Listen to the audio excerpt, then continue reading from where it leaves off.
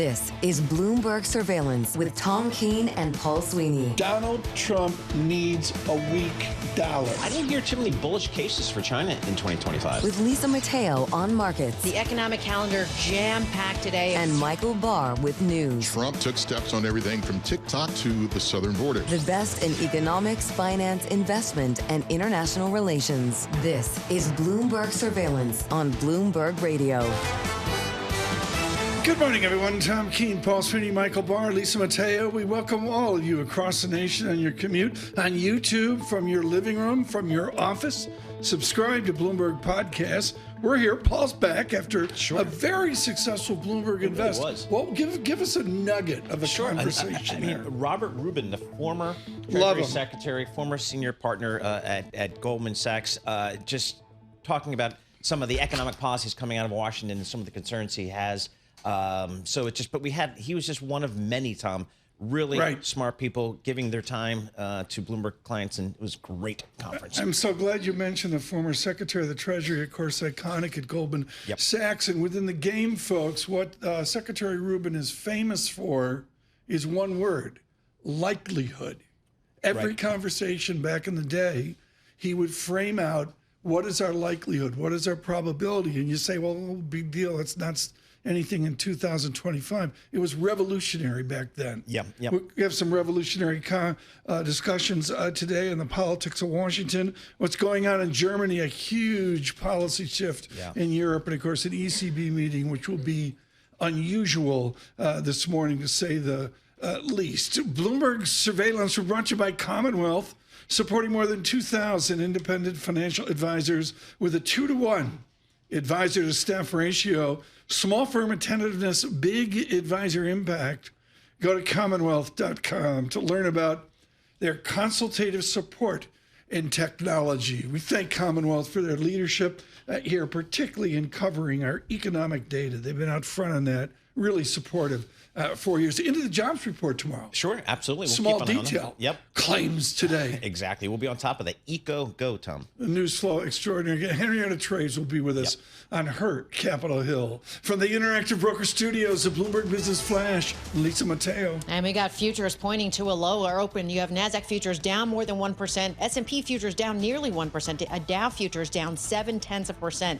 This is as higher global bond yields, trade war fears, disappointing tech earnings, all affecting the markets. Let's start with the global bond sell-off. It's on the rise. Investors demanding more to buy debt after Germany's plan to step up spending. EU leaders actually holding an emergency summit today in Brussels to talk about the war in Ukraine and defense. So in the U.S., let's start there. Right now, the 10-year up about 3 basis points, 4.31%. Want to point out Germany right now. It's up about 6 basis points. We move down to Japan, up about 10 basis points. Just a quick note, Germany had a 30 basis point jump yesterday.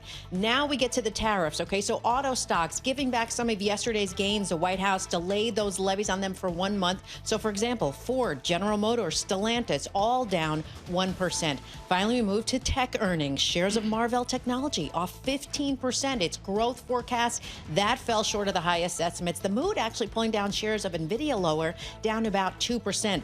Macy's coming out with earnings. I am out of time, but its shares right now are up about 4%. That is your Bloomberg Business Flash. Paul and Tom. Lisa, thanks so much. Dan Ives to be with us here in a number of minutes, but first, Steve Chiavarone with us with Federated Hermes. Thrilled he could be with us. You were just out in San Diego, Steve, talking to people trying to make decisions on asset allocation. How miserable are people?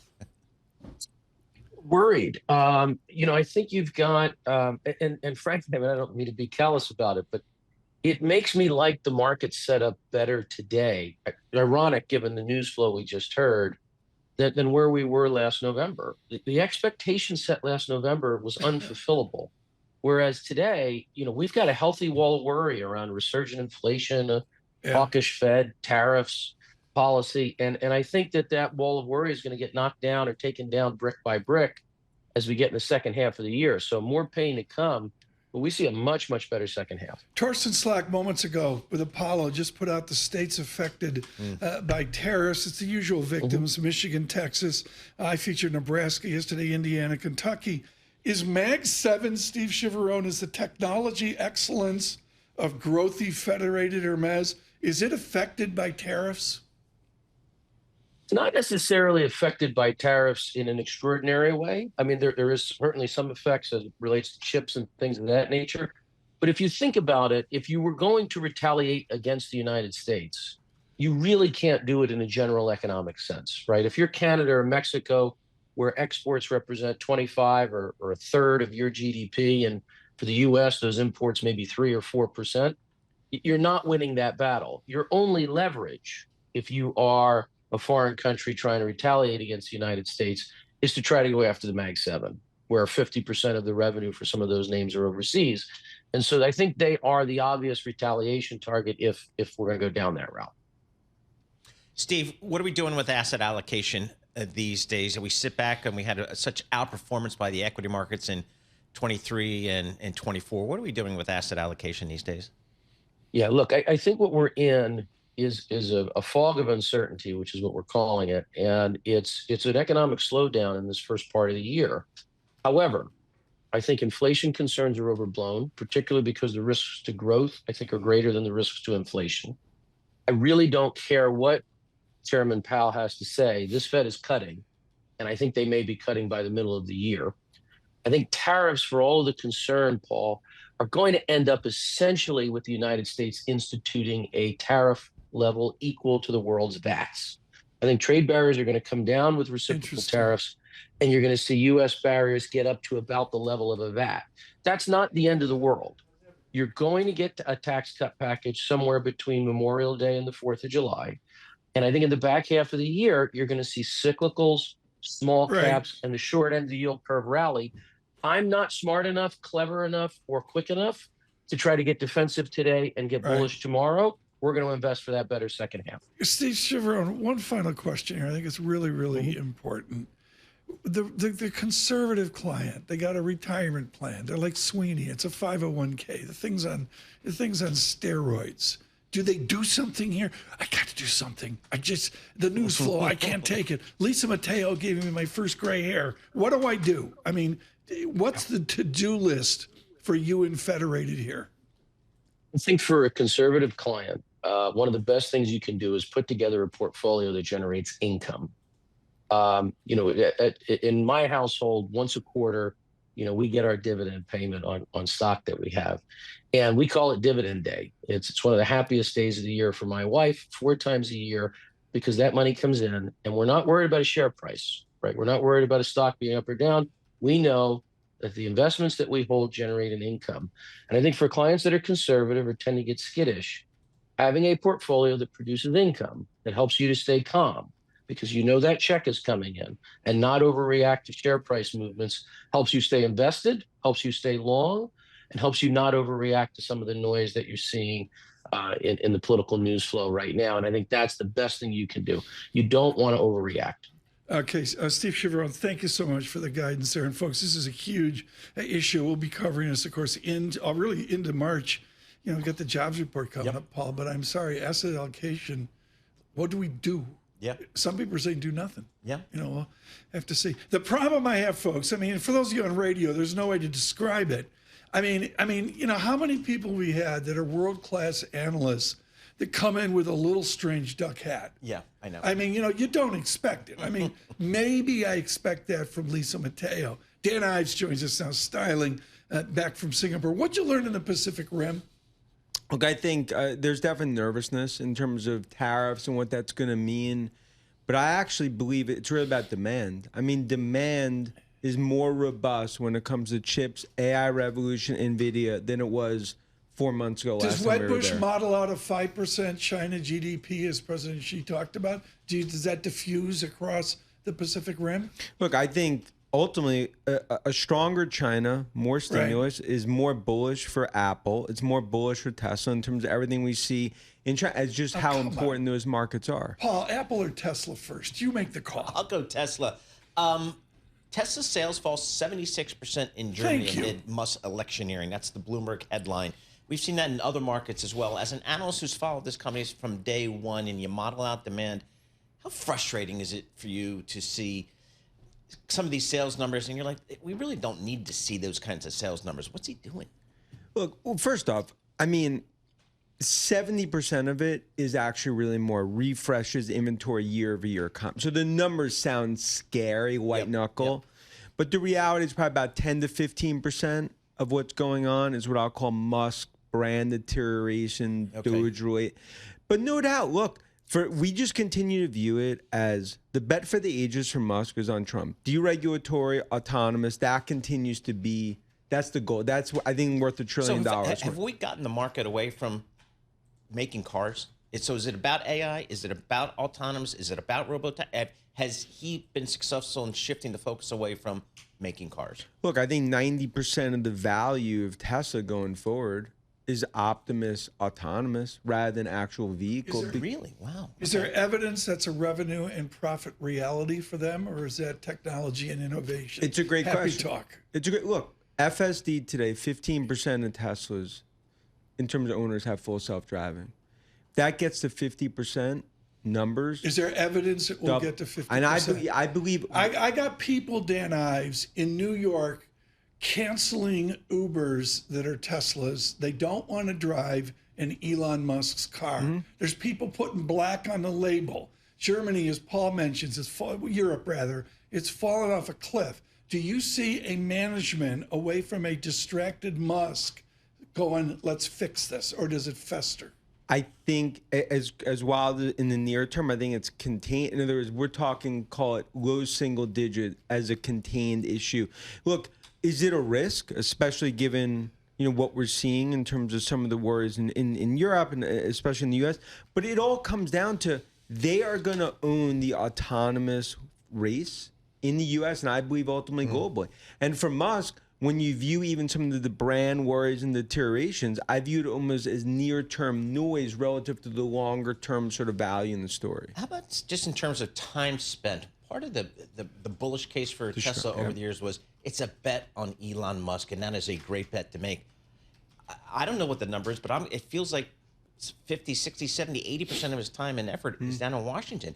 So does that in and of itself take away from the Tesla story? Look, perception's reality, right? So I think that is also playing into what's happening in the stock because the view is like he's not dialed in Tesla, he's just focused in DC. But I do believe that that's not true. I do believe he's... Okay, I got 400 back to 273. I got a trading range off COVID that's banded between 200 and 300 to be polite.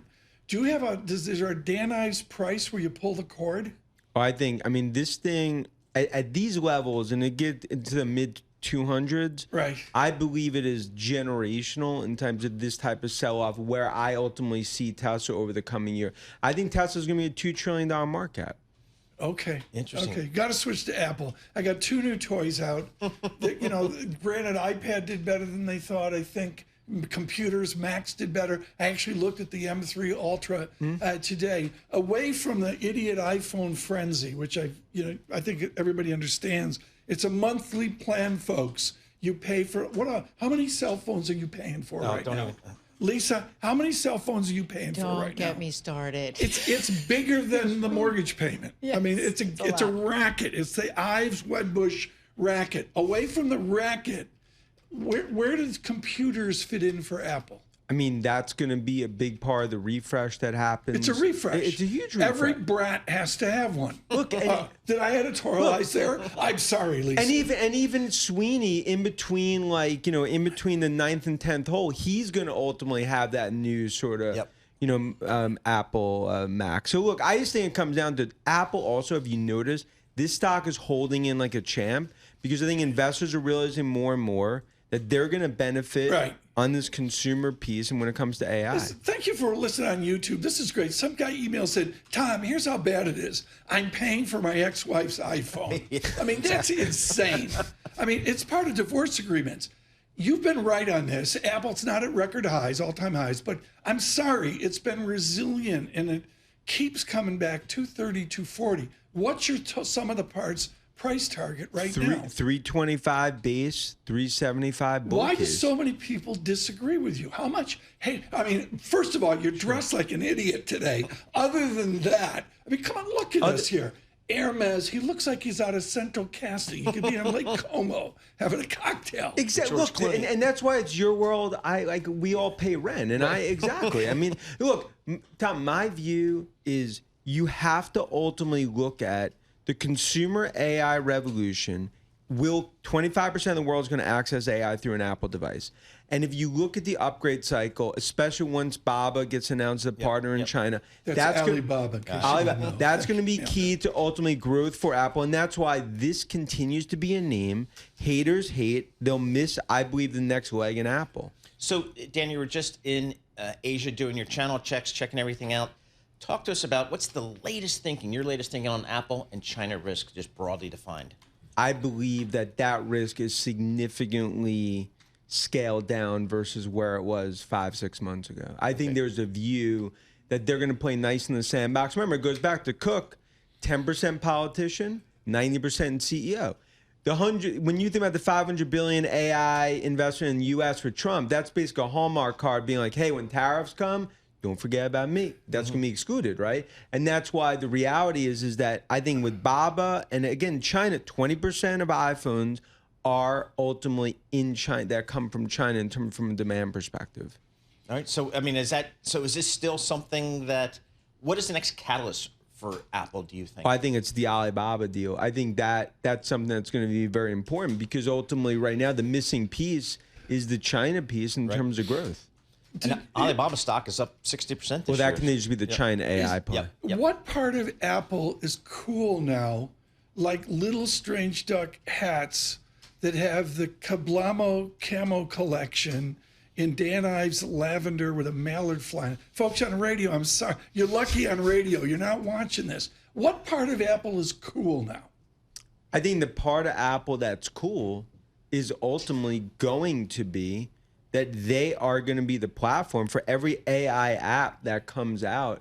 It's going to come through Apple. That's why DeepSeek, whether it's China, US, Australia, it all is going to come through Apple. Right. They are going to be the facilitator of that. And I just keep coming back to when it comes to Vision Pro, a year or two from now, they're going to be glasses. Oh, come on. You're kidding me. Look, we will be in here wearing sunglasses. You're out of your mind. Lisa, could you get up close? I mean, Lisa, what do you got your interview outfit on? Is there something you'd like to tell us, Lisa? Lisa, get up close to Ives and get a shot. The colors will probably break the lenses on your iPhone. Dan Ives, seriously, there's questions that they've missed the boat on AI. Isn't that what they want to do? They don't want to be spending money like all the others? You could lose first, second, third round when you have 1.5 billion iPhones, 2.4 billion iOS devices.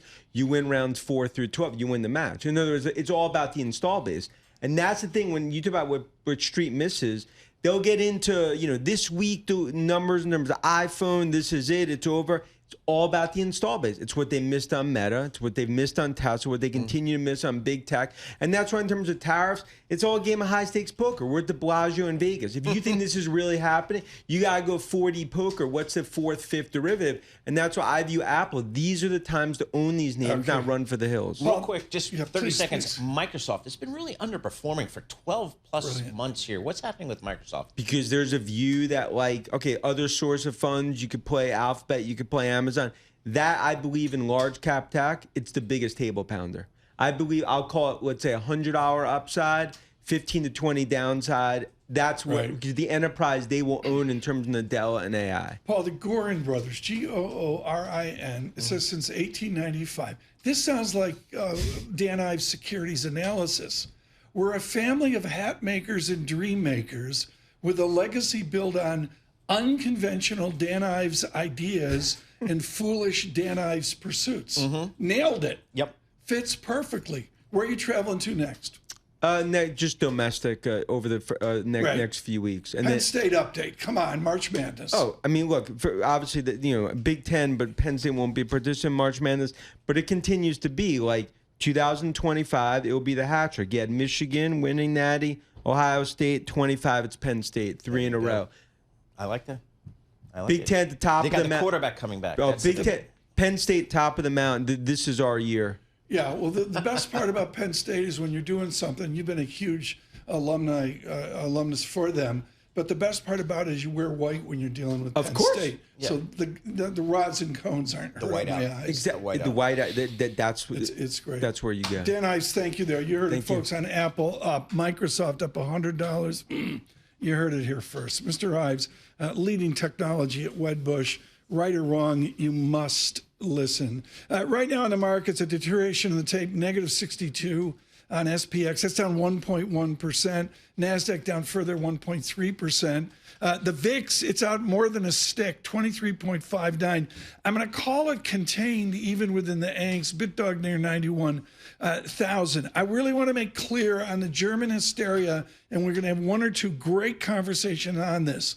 This is a policy revolution that you're seeing within their fixed income market. For example, Germany, Italy spreads have not really widened out. It's much more about a death of austerity in Europe than it is worrying about this bank or that bank. I want to make that clear this morning. It is ECB here coming up with Lagarde's press conference on the Jobs Day tomorrow. From New York City, Bloomberg Surveillance.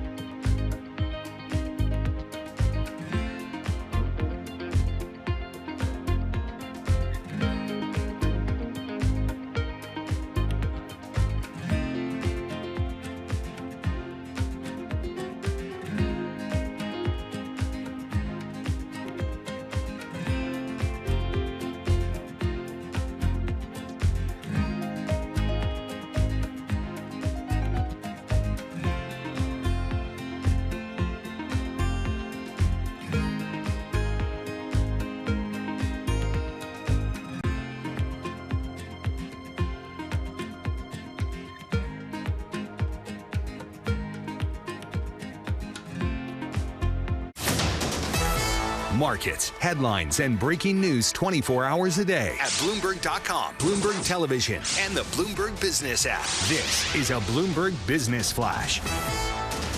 From the Bloomberg Interactive Broker Studio, I'm Lisa Mateo. We've got futures under pressure. NASDAQ, S&P futures down more than 1%. Dow futures down nearly 1%. We go to the two-year yield, 3.99%, down 1 basis point. The yield on the 10-year, that's 4.31%, and that's up 2 basis points. Tech stocks, though, a big part of the problem today, particularly affected by disappointing earnings, Chinese innovation, and artificial intelligence. So we talked about Marvell, their earnings. It has shares down about 16%.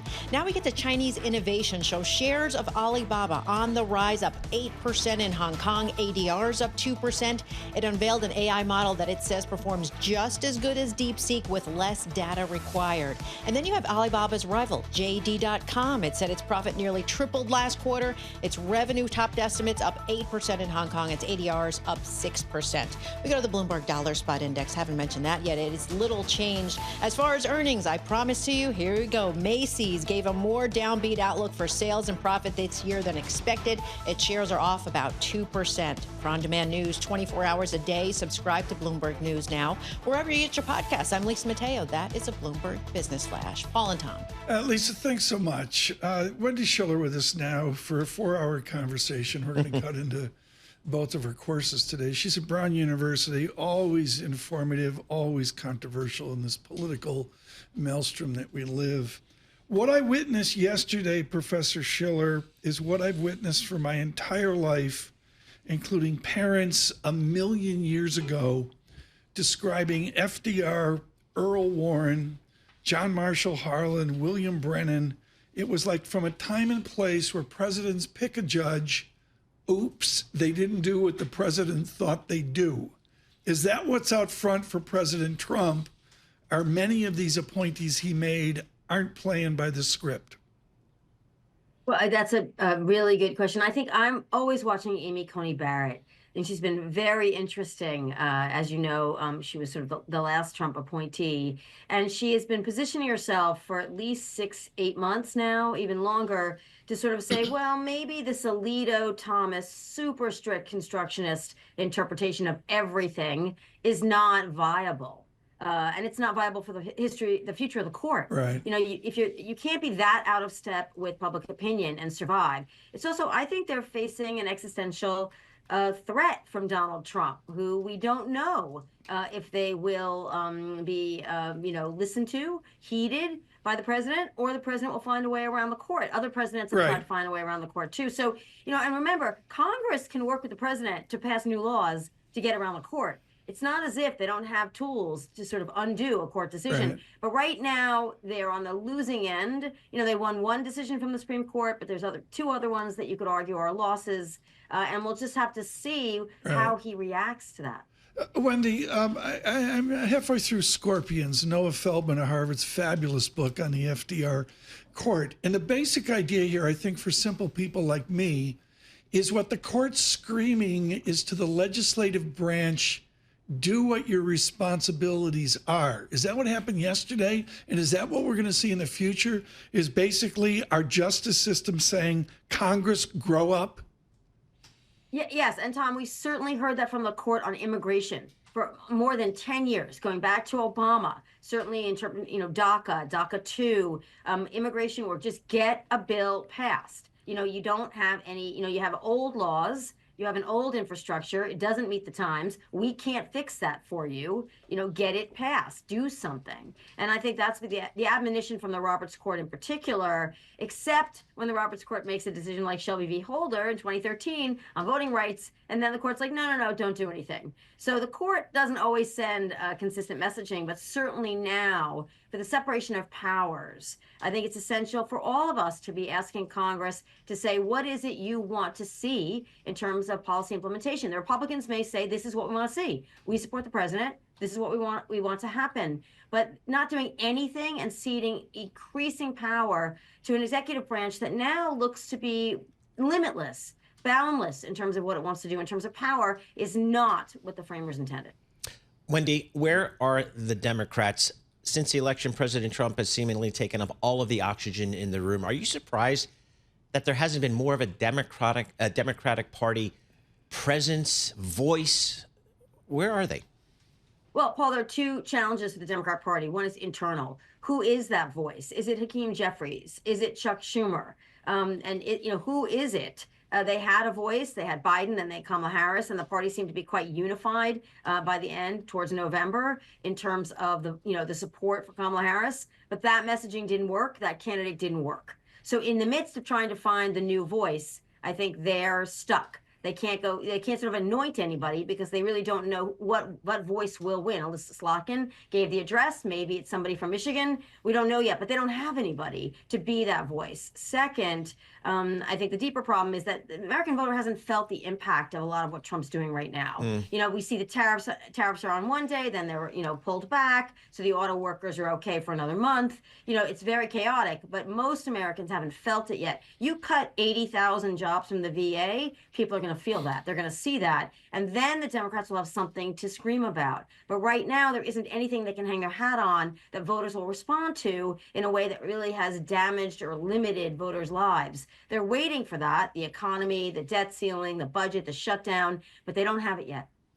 Elon Musk met recently behind closed doors with congressional Republicans on the DOGE cuts. Where are we in terms of Elon Musk, the whole DOGE movement, and Congress?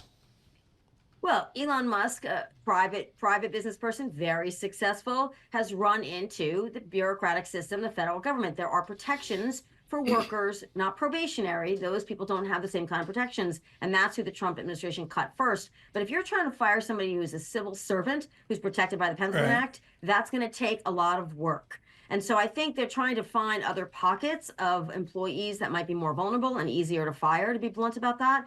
DOGE has no congressional authority. I just want to repeat that. There isn't really a department that Congress has created. And I think down the line, that's going to cause more difficulties and obstacles for the Trump administration in trying to fire many more people who do have the kinds of protections by law that the probationary workers haven't had. Wendy Schiller with Brown University. We continue. We welcome all of you on your commute across America, particularly good morning on Sirius XM Channel 121 in Washington, 99.1 FM, the land of Ovechkin. He scored again. Yep. He's on a march. Yes, he is. They're having a better year. Good morning, 92.9 Boston Bruins. I don't think they can trade Marchand. Come on. It's all about the Celtics. It's like trading Ted Williams. It's not going to work. Wendy Schiller with us here from Brown University. Okay, there's the 14th edition of the Contemporary Congress coming out, Wendy. We just talked about 80,000 bodies at the VA. Full disclosure, folks, I'm like everybody else. They're government employees. They're lazy, no goods, da-da-da-da-da-da-da. Except the reality is a lot of them actually do things and work very hard and get it done. Cut it by 90%. Wendy, if we lay off 8,000 people at the VA, what happens? Well, people have appointments for elective surgeries. That's going to get pushed back. People who wait times to see people, trying to get an appointment, getting a response from anybody, mental health services, all will be curtailed, and everybody will feel that because we all have veterans in our communities and people who are just are veterans themselves. We saw that in town halls in Georgia. You know, someone said, listen, I'm a Republican, I'm a veteran, but I don't want you to cut the veterans. So I think this is what the Democrats are waiting for, but it hasn't hit yet. That was a float trial balloon. Either somebody leaked it because they're worried about the cuts. A trial balloon? What is this? Come on. Every day there's 4 trial balloons. Have any of the balloons not popped yet? Let's take a 1 month. One, I can't see the Republicans in Congress staying silent over 80,000 veterans administration employees being fired. I mean, I just can't see that happening. That's extreme. But, you have the FAA, you have the EPA, you have the things that we worry about: clean water, clean air, safety in the skies. These are things that people care about. Okay, you're talking to the endowment at Brown University. I got one final question here. It's all trial balloons. It's all red meat for Mr. Trump's supporters. I get that. Is Investor Schiller telling us to just ignore this noise and look over the Brown University horizon? No, don't ignore it. Understand that if you're looking for a trigger for members of Congress, even in the Republican Party, to stand up and say, stop, don't do this, the veterans would be the first place to look. Social Security is the second place to look. They've been very strategic to, fire temporary employees in areas that they don't think will hit. They just got the court order said you have to hire agriculture workers back because we want food safety, not because we want food safety, because legally they're entitled to go back to their jobs. So this is where these stumbling blocks for Elon Musk will get larger and more firm and more difficult to get around. But if you're looking for reaction either from the Republicans or the Democrats to, get some balance of power, it has to be an issue that hits at the core of what Americans care about, and that's what we're waiting for. So don't ignore it, but watch for how far Trump will go to get sort of a big backlash response. Professor, thank you. Professor Schiller, Wendy Schiller with us at Brown University. We have claims here in 50 minutes. Key labor data onto the jobs report tomorrow. Futures negative 65 down, futures negative 400. Ooh. 400. Stay with us. The VIX 23. Good morning.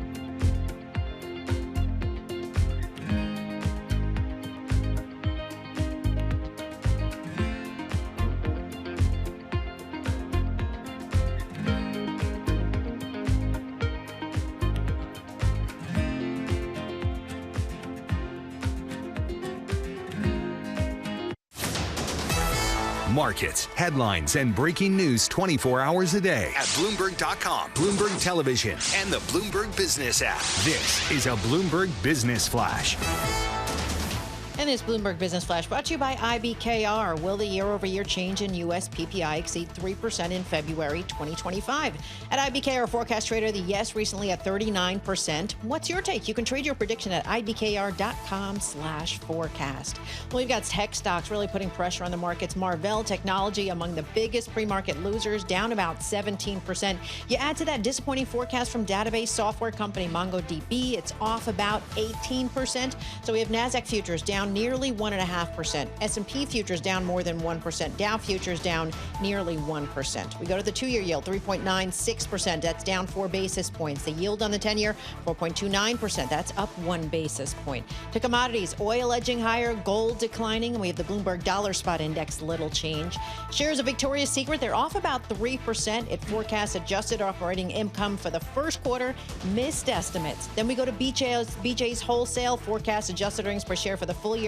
That was in line with estimates. Its shares are up nearly 2%. After the close, we move on to Costco, Gap, Broadcom, and HPE. That is your Bloomberg Business Flash. Tom and Paul. Lisa, thanks so much. Let's get right to it. Head of all of our economics with a busy 48 hours ahead of him, Michael McKee here. Ages ago, 1966, an outfit in Chicago, Challenger, Gray, and Christmas, started figuring out layoffs across the country. There was, Mike, you're too young for this. There was a point where Challenger, Gray, and Christmas was gospel. The number came out, and the known world like M1, M2, M3 hung on it. And then it drifted away. They've got a bombshell today about layoffs back to 2009. Do you still care about Chicago's Challenger, Gray, and Christmas? Well, I'll give you a nuanced answer to that because I don't want to put them down. It is not considered a top-tier indicator basically because the company collates job cut announcements, and that's for American companies, but they're worldwide staff. So it doesn't necessarily mean job cuts in the U.S. And then many over a period of time don't happen. Either their jobs are not filled through attrition or people are moved to other parts of the company. So it's not an absolute number. It's not a data point, as it were. However, it's something you can compare month to month. And this month is going to get people's attention. 172,000 job cuts, 122,000 more than we had last month in January. And it's driven, Challenger, Gray, and Christmas says, by DOGE and fear of job cuts in the government, trade wars, and bankruptcies also figuring into it. The Sweeney yield comes in 3 basis points. That's enough to know price up, yield down. So how do we think about this? At the very least, Mike, it feeds into, I think, a narrative that's out in the marketplace, which is, you know, some of these tariff discussions, immigration discussions, DOGE discussions lead to an argument of slower growth, maybe higher inflation. Is this kind of playing to that narrative? That's playing to the narrative, and that's why I think this gets a little bit of attention today. I mean, we don't usually do the Challenger numbers on the air here, but you got 62,000 job cuts listed as government officials. And then you've got things like consumer products, technology, education. We have the NIH cuts. So people who are concerned about these sort of things, this is maybe the first cloud on the horizon. It probably won't show up tomorrow in the jobs numbers, basically because of the timing of when they survey for jobs, beginning of February as opposed to the end. But it does set us up for interesting March numbers. One final question. Audrey Child-Friedman asked me to ask you this. What's the whisper number? We could look at the whisper number. I think people are going to hold off until after we get today's data. But right now we're looking at 120,000. Is a whisper. And that was 140,000 about 24 hours ago. So there is some concern. Go away. Germany's more important. Michael McKee, thank Germany you so much. More important. Driving all of our economic coverage. Speaking of Germany, we speak to Audrey Child-Friedman at Queen Victoria Street. Just really wonderful here. How does Lagarde, Audrey Child-Friedman, adapt at the ECB to what David Folkert's Landau at Deutsche Bank predicted? Austerity at some point will be done. How does it change for the ECB this morning? I think it doesn't make, good morning, everyone. Good morning, Tony. I don't think it makes any difference for the ECB outcome today with a 25 bips rate cut most likely. However, it is very clear that the fiscal monetary policy mix over the next few years will evolve in a way that we were not expecting, where we are getting a massive increase in fiscal policy from Germany and potentially from other EU members. Remember that so far we've only focused on Germany.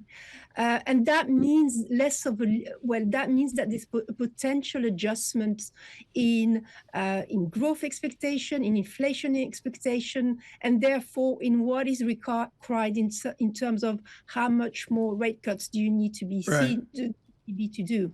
Audrey, we're trained in American schools that Europe is irresponsible, socialistic, high government spending, led by the Swedes. And as you and I know, that's all wrong. What we've had is years, decades of austerity.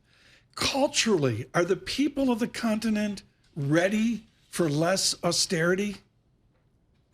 I think these are exceptional circumstances, Tom, and I think no one was really expecting the kind of U-turn from Germany to happen, but it has to be very welcome. And it's not, as I say, it's not just Germany. We have already the EU moving in the right direction, extending loans by 150 billion. And for me, in terms of structural long-term implication about what's going on in the world at the moment, from a European perspective, is does the EU take this opportunity to address the structural problem and go back and talk about joint debt issuance? And that would be, in my opinion, the real game changer in terms of structural implication, as opposed to Audrey, 30 seconds. We've got the euro at 1.08. Where does that go? I think near term 110 is very obvious. We'll have to digest a little bit because we've had a big move, but I'm confident it's pushing higher towards 110 and to 110 to 115, and that means it's getting more expensive for Tom to go on holiday. So again, did you just see the shade she threw me? I know. So did you Tom, see the Bloomberg article that Air France, KLM, they see me coming and they're like, yes, exactly. Another idiot American. She just called me an idiot American. Exactly. I'm done with her. Paul, you take it out. Audrey, where do you see value out there in currencies here? Because we've got a lot of cross currents going out there. I'm just not sure you long the dollar and kind of go from there. Where do you see value out there? I think it's all high beta to the euro bullish view. So the Swedish krona, for instance, has been the strongest G10 FX performer over the past few days. So it trades as a high beta to the euro, and it obviously benefits from this substantial increase in fiscal spending, in defense spending that we're going to see in Europe. However, if you want to avoid having a dollar view, Euro Swiss upside is also looking very strong, as well as Euro Loonie upside, because the Canadian economy remains very exposed in the current environment. So if you want to embrace a Euro bullish view, but you want to avoid the dollar because you're not convinced yet that this is a midterm story, there are alternatives. I mean, this is really what you just heard there, folks. For Global Wall Street's really important. Audrey, I mean, she's up in the food court at Queen Victoria Street. Yep. The kids are on their laptops, and she's whispered, and they're doing trades off Euro Swissy. Exactly. Off what Audrey's saying. Audrey, I know you don't do trades, but I'm looking at the upside, as you say, weak Swiss francs, stronger euro here. And are you suggesting that those out there gaming it are looking for big figure moves in that huge long-term trend? I will only embrace that view once I'm very comfortable with what happens in the end on the Ukraine-Russia situation. If there is a relatively comfortable ending for everyone, I think there will be room for more upside on Euro Swiss. This has been wonderful. Audrey Child-Friedman, thank you so much. Greatly, greatly appreciated. Her coverage on Bloomberg Intelligence, I really can't say enough. It's like Schiffman. I mean, these people are like rock stars, and you have the terminal, and you look it up and see. She says they're like upside. Yeah. I say stronger or weaker to try to make it clear. Well, look She's at the a grizzled pro. Look at the yen, Tom. I mean, the yen's stronger yet again today. We're sort of down at 147 spot 160 to 147. Yep, how about that? In a sea change, I can't remember if you were here. Jordan Rochester was profound about the shift in Japan. Yep. Finally, a success of reflation. Yep, it's been a long time. I really can't, this is sort of, arcane. Is that the right word? But I mean, Michael Barr's taking notes, so am I. I mean, it's like Euro Swissy Upside. It's a great band. They play the Cavern in Edinburgh. Where are we here? Futures at negative 65, the VIX 23.49. The bond market yields come in, that off the Challenger jobs report.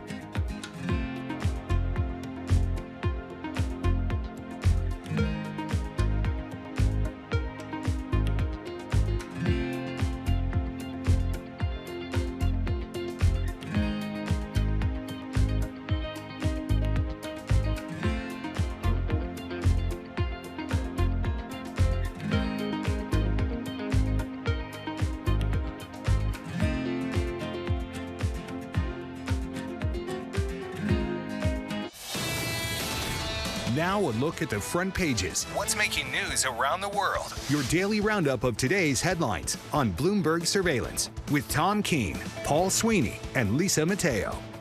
The newspapers, the headlines. She reads 20 of them to get ready for this. Lisa Mateo joins us. What do you got this morning? All right, well, starting with the Wall Street Journal, because it has a look into how more Americans are relying on their 401k as like this rainy day fund.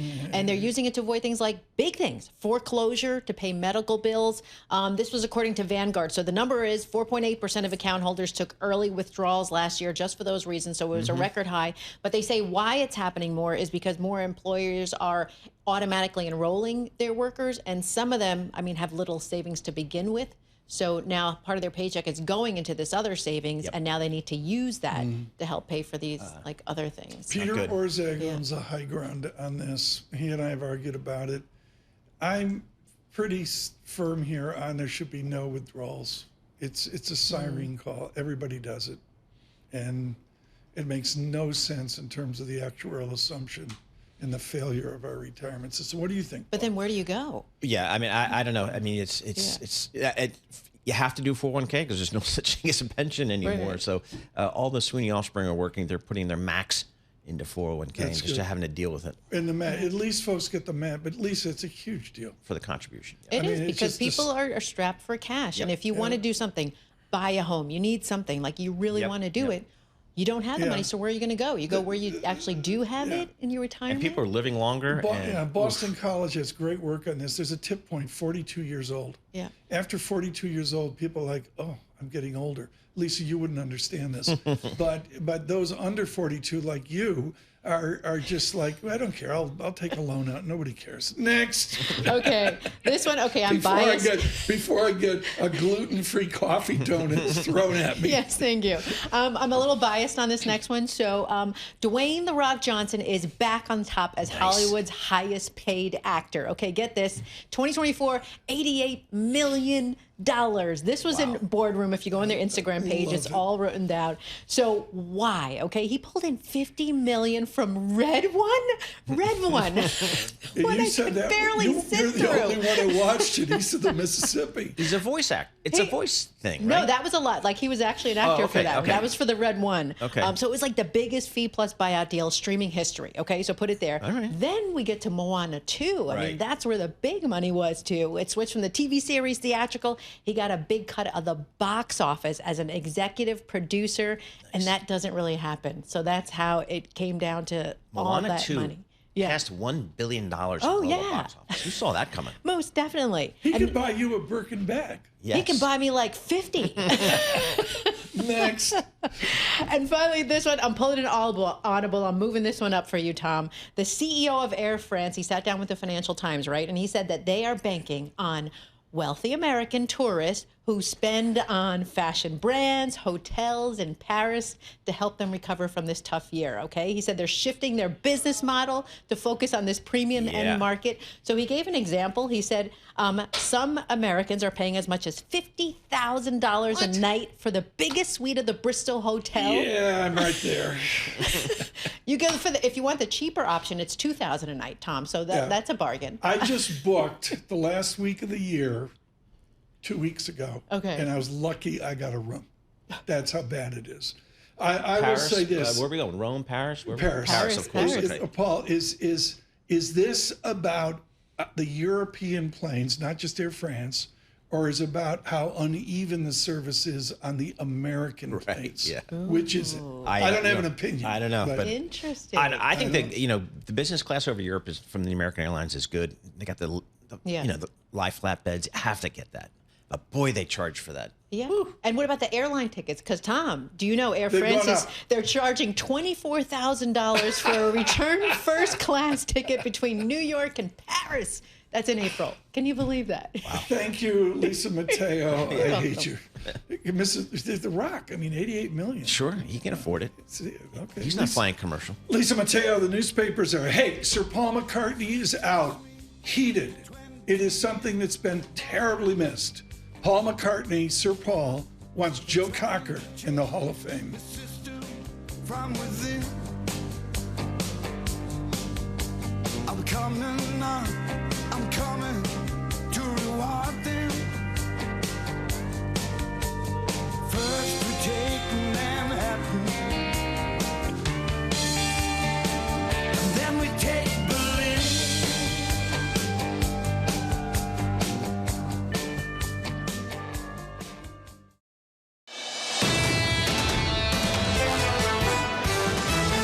This is Bloomberg Surveillance with Tom Keene and Paul Sweeney. What's the immediate take of a tariff war? For the longest time, technology has been the driver of this market. With Lisa Mateo on markets. AI affecting demand for cloud computing. And Michael Barr with news. Trump declared a national emergency at the U.S. border with Mexico. The best in economics, finance, investment, and international relations. This is Bloomberg Surveillance on Bloomberg Radio.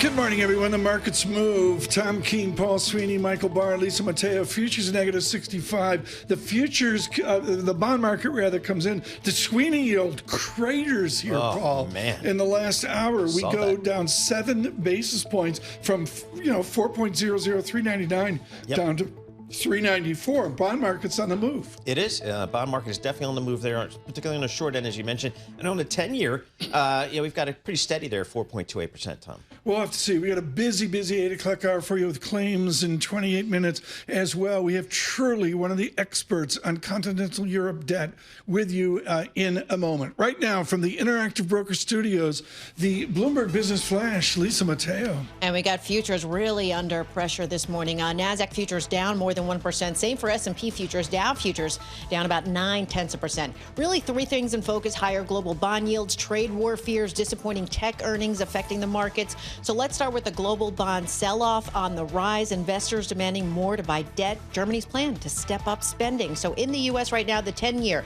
that is up about 6 basis points at 4.28%. We move over to Germany right now. That's up about 4 basis points. And in Japan, it's up about 10 basis points. Now we go to tariffs.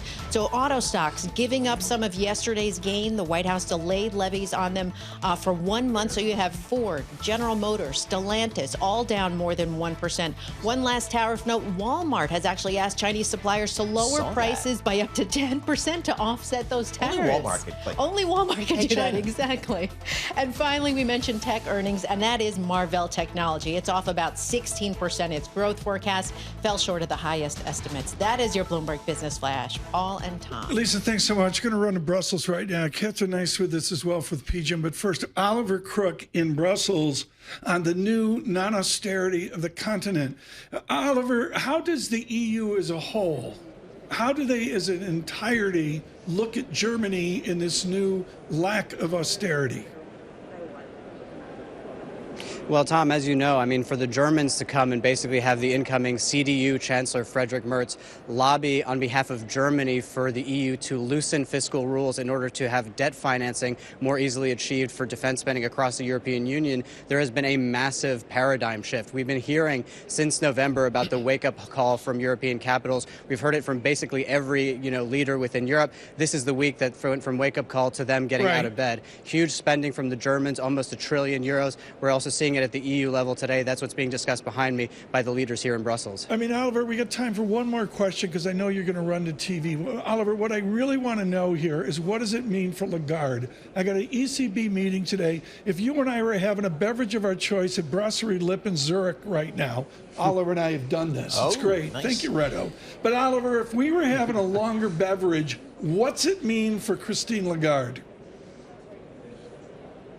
I mean, listen, I think that for markets, generally speaking, the Thursday like today, they're all looking at the ECB. That is not so today. I mean, Lagarde couldn't move German yields by 30, 40 basis points if she tried. Friedrich Merz did it yesterday. It was really spectacular. And I think for the ECB, rather than setting the tone for the market, it is now going to be adapting to it. We don't know what the read-through is going to be or how much debt is going to be acquired across Europe. What is the impact going to be on inflation? These are all going to be the big pressing questions before policymakers. And you better bet that they're going to get a lot of questions about it in the press conference today. Oliver Crook, thank you. Too short a visit. Let's do it longer next time with us reporting from Berlin and there from Brussels. This is joy. I had absolutely nothing to do with this. I think Eric and the interns figured this out. And I just want to take a moment here. People on the East Coast have absolutely no clue the academic heritage of far Western Canada, including the University of British Columbia. It is, I learned this years ago, it is just wacko how good the economics is. She's out of that combine. Katharine Neiss joins us now with PGIM as well. Like econometrics and trade economics, it was like absolutely definitive in my youth. The continent of Europe is what you focus on. Is it blowing up this morning? I saw Italian-German spreads really didn't move. It's a one-off lift, isn't it?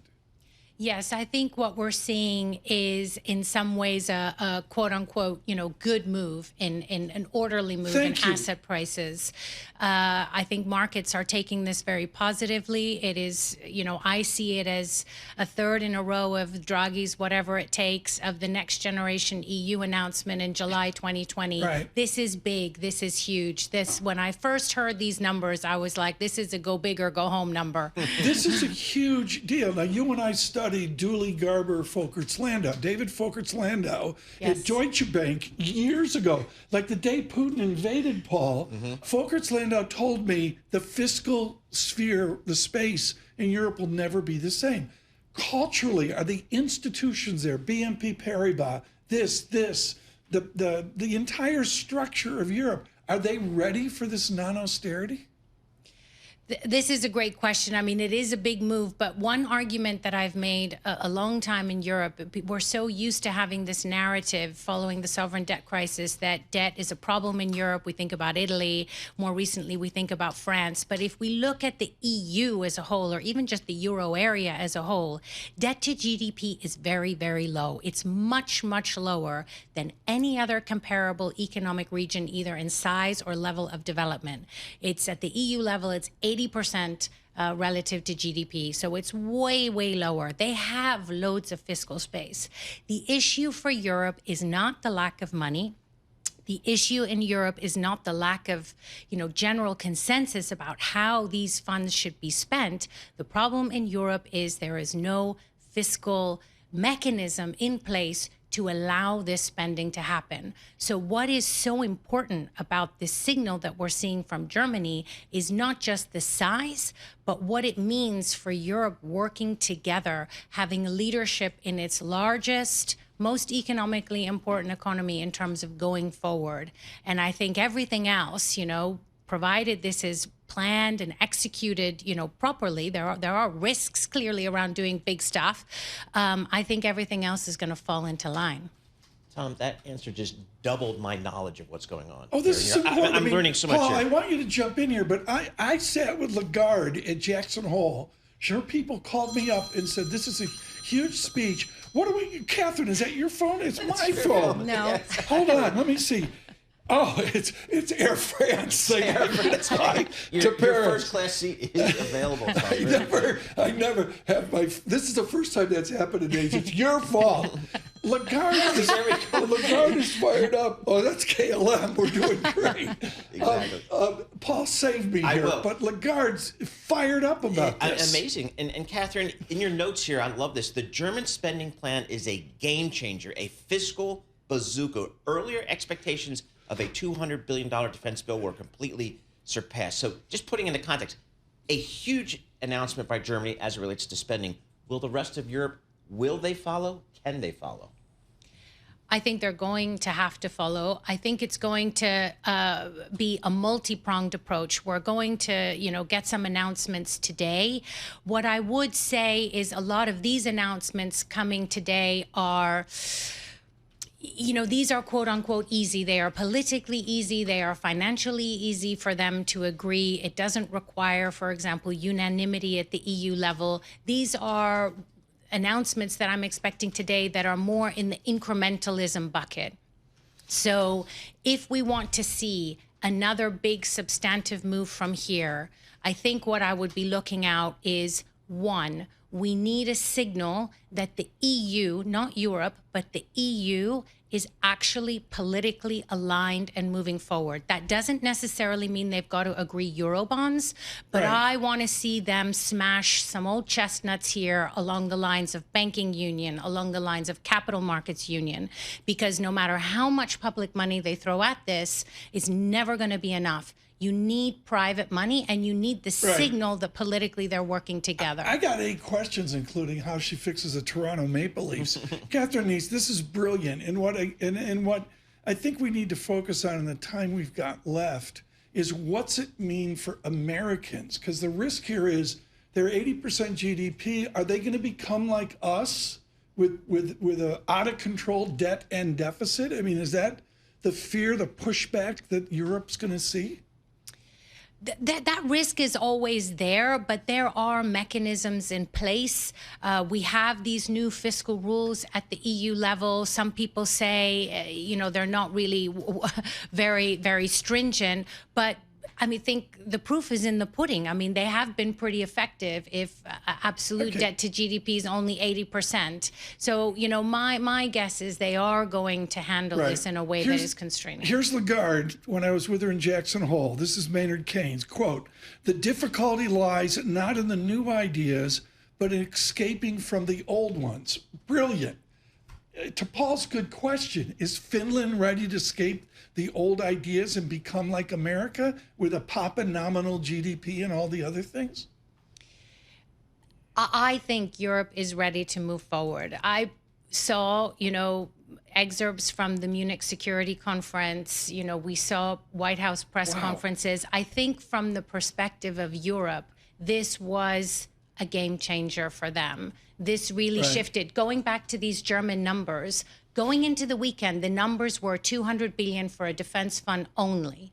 Then on Monday, we heard 400 billion for a defense fund and 400 billion for infrastructure. Then we heard 500 billion for each of those. So sounds like this America. thing grew literally in a matter of days. Across the nation and around the world, and particularly to those of you in the continent of Europe. Katharine Neiss with us with PGIM here. A brilliant conversation. This is what surveillance is about. We welcome you on your commute across America. And of course, we say good morning on YouTube. Subscribe to Bloomberg Podcast, growing each and every day. Paul, this in 30 years, Paul, this is a new conversation with Dr. Neiss. And Katharine, talk to us about just the political support, the popular support. Is there that support out there across Europe for this new way of thinking about spending and maybe having to take a bigger role in defending themselves and what that costs?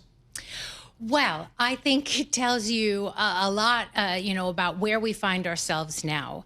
If you said we need to increase this defense spending with one-for-one cuts in the social safety network, I think you're going to come up against a lot of resistance, which is why we've ended up where we are, where the easiest flex point has been increasing debt and doing this through debt financing, because there is that resistance. But I think the reality is that over the course of time, slowly, some of this social welfare network is going to need to be reined in. And it comes back to your point about debt sustainability. So, for now, this is this extra, sludge of money over and above, but ultimately is going to have to come at the offset of something else. The ambiguity here, and this goes back to Stiglitz, folks, not his Nobel Prize, but Stiglitz looking at the little g, the growth rate here. The American bargain has always been, we will grow our way out of our debt. Do you see a new nominal GDP, whatever the mix of it is, in Europe, where they become more like America and they get the little g to cover for the debt expansion? I absolutely think that this is possible. And why do I think that? Firstly, demographics is not destiny. If I look at what's going on in Japan, it's remarkable. Japan grew faster in the fourth quarter of last year than the United States. This is a country that's facing a significantly, dramatic and dramatically different demographic headwind than the United States. And it's because they took a very long-term strategic view and they have invested, they've increased labor market participation, they've improved productivity, and so you can get growth.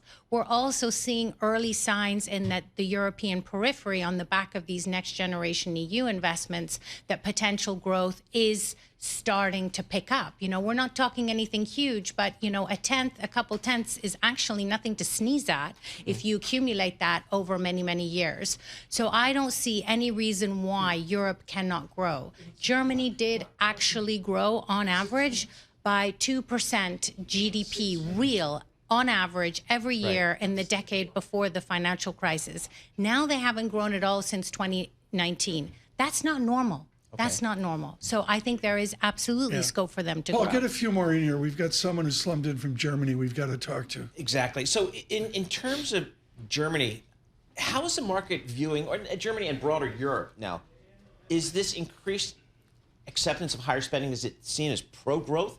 Does it raise inflation concerns? What are the markets telling us here?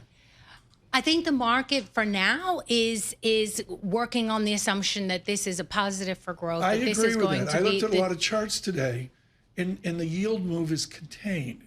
Yes. Cultural, this is critical for PGIM. If Greg Peters was here, this is the question he'd ask you. Is the institutional integrity there to sustain European business so they don't disinvest or halt investment?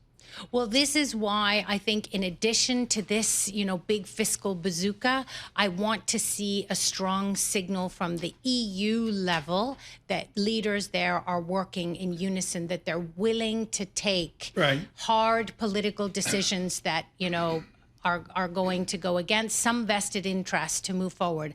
I want to see that signal. We haven't seen it yet. What we're going to hear today is not that signal. It needs to be more.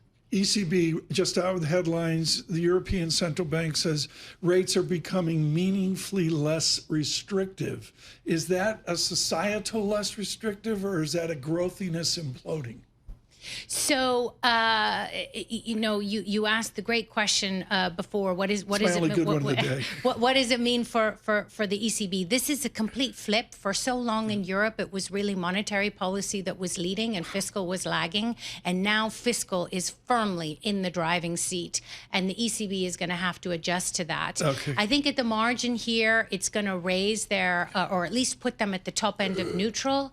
So yes, I was expecting this cut today. I think they probably will cut one more time, maybe later this year, but that they sit at that top end of neutral of 2.25% by the end of this year. So they are going to be more cautious. And of course, they need to see what this all means for the real economy. And it will take time, right? This stuff's not shovel ready. It's not going to impact on GDP on day one. This is wonderful. Katharine Neiss from London visiting today with PGIM Fixed Income, a clinic like we haven't had recently on Europe. Thank you so much for joining us today. We now go to someone that understands what this will mean for American business. He has hit every bar in Berlin over his tenure there. Matthew Miller joins us here on the cultural impact as the ECB acts. Euro out to 108. I hope for all of you across America, this has been somewhat in English over the last 40 minutes. Matt, on the streets of Germany, or frankly, in your expertise, Stuttgart, What's it mean? Well, I think it's interesting that we've seen the biggest jump in bond yields since 1989. Wow. To use a German word, Wiedereinigung, right? The reunification of Germany, which happened after the fall of the Berlin Wall, is estimated to have cost 2 trillion euros. And that's the ballpark that we're talking about here. I mean, Germany wants to spend 500 billion. Right. The EU wants to allow 800 billion of spending from their compatriots. So we're talking about trillions of dollars in defense and infrastructure spending. With all your experience reporting for Bloomberg in Berlin, and of course the junkets he took every week was just unbelievable. Reto couldn't even believe it. I have to go to Oslo and ski. Matt, is austerity dead in Europe this morning? Absolutely. Austerity is finished. The people are ready for this. Friedrich Merz, who just won the most votes of anybody in the German election, runs the CDU, and they're the ones who put the debt brake in place. They essentially set the debt ceiling previously, and now they have obliterated it. So is there popular support within Germany for this getting away from austerity, do you think? That's a good question. To which I do not know the answer. Germany is as polarized and divided as the United States. Really? And keep in mind that East and West, both the far-right parties and the far-left parties in Germany are funded by Moscow. So in that sense, there is a lot of support for Russia. I got a key question to go to your wonderful automobile podcast. What's the name of it again? Hot Pursuit. Hot Pursuit with Hannah Elliott. It's just what a life he has. I know. Plus, he gets in here at 10 o'clock. Yeah, I mean, it's skates unbelievable. in, skates out. Matt, is there going to be a tariff on a Beamer out of Germany? Are Americans going to pay that tariff? Well, I believe there will be tariffs on BMWs that are imported from Germany. The key with that company in particular is most of them are made in South Carolina. So my BMW X3, South Carolina. Absolutely. Nice. BMW learned early on with the success of the 3 Series that it's better to produce where you sell. So they're one company that sells a lot of cars, that makes a lot of cars here, but Porsche doesn't make any cars Isn't here. Porsche a mess right now? It is in the same mold as Ford. It is losing a lot of money on early EV investments, but they still have huge margins, and those margins are going to be more than decimated by reciprocal tariffs. This is big. This is happening. And by the way, it's not just Porsche. Volkswagen has almost no production here. Of course, there is a VW plant in Chattanooga, but they make the Passat. How often do you see a Passat on the road? What's going to happen with it? I got 20 seconds. I don't even have that. I got 10 seconds. F-150 pickup trucks. How are they affected from Windsor to Detroit? Well, they are mostly made at the Rouge in Detroit, but Ford gets about 25% of its production of other vehicles from Canada and Mexico, and they have the least production foreign. GM more, Stellantis even more. Thank God we're out of time. Matt Miller, thank you so much. Hot Pursuits is the podcast. I brought you a Rice Krispie treat.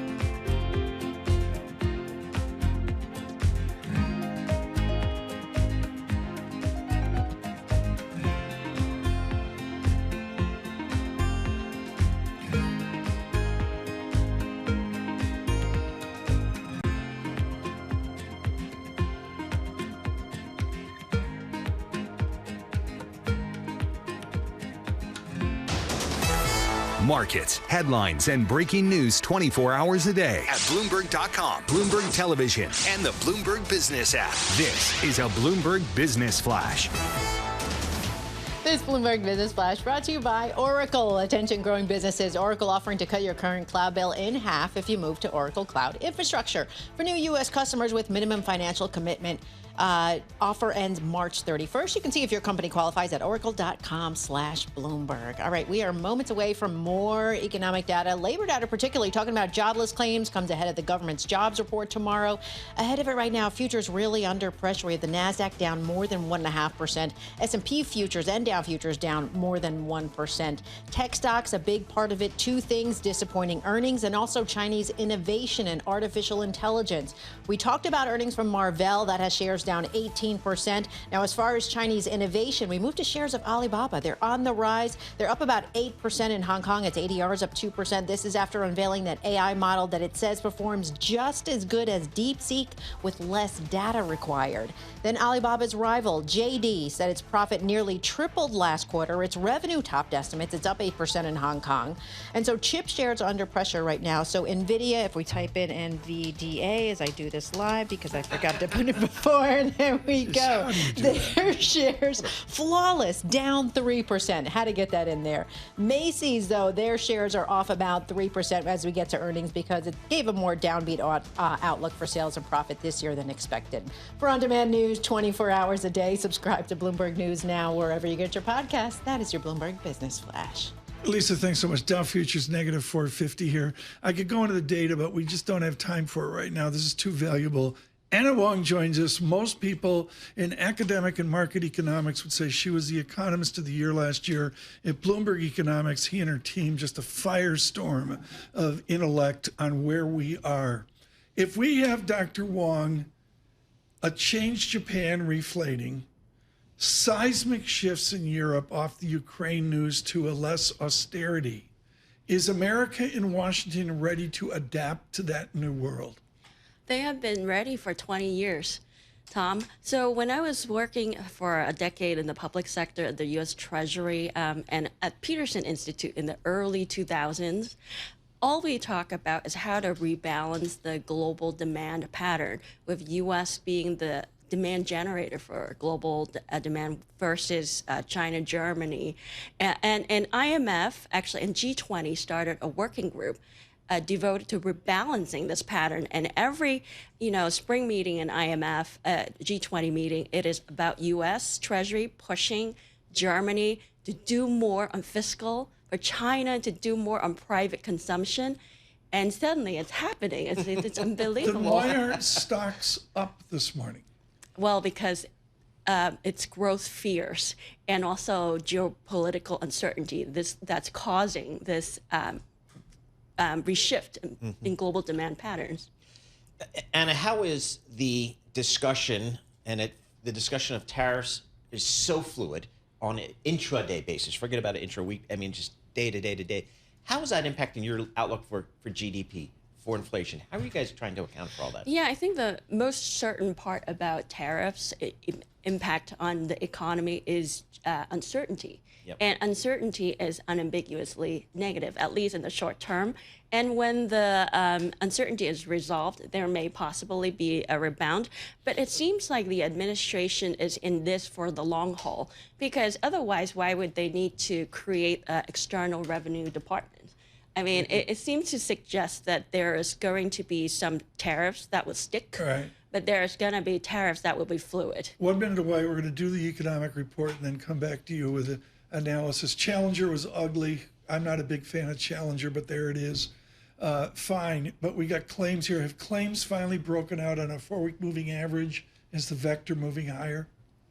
Oh, yes, because, just for the federal government claims alone, over the past week, we have seen just between the 15th and the 22nd of February in 1 week, federal government claims is up over 1,000.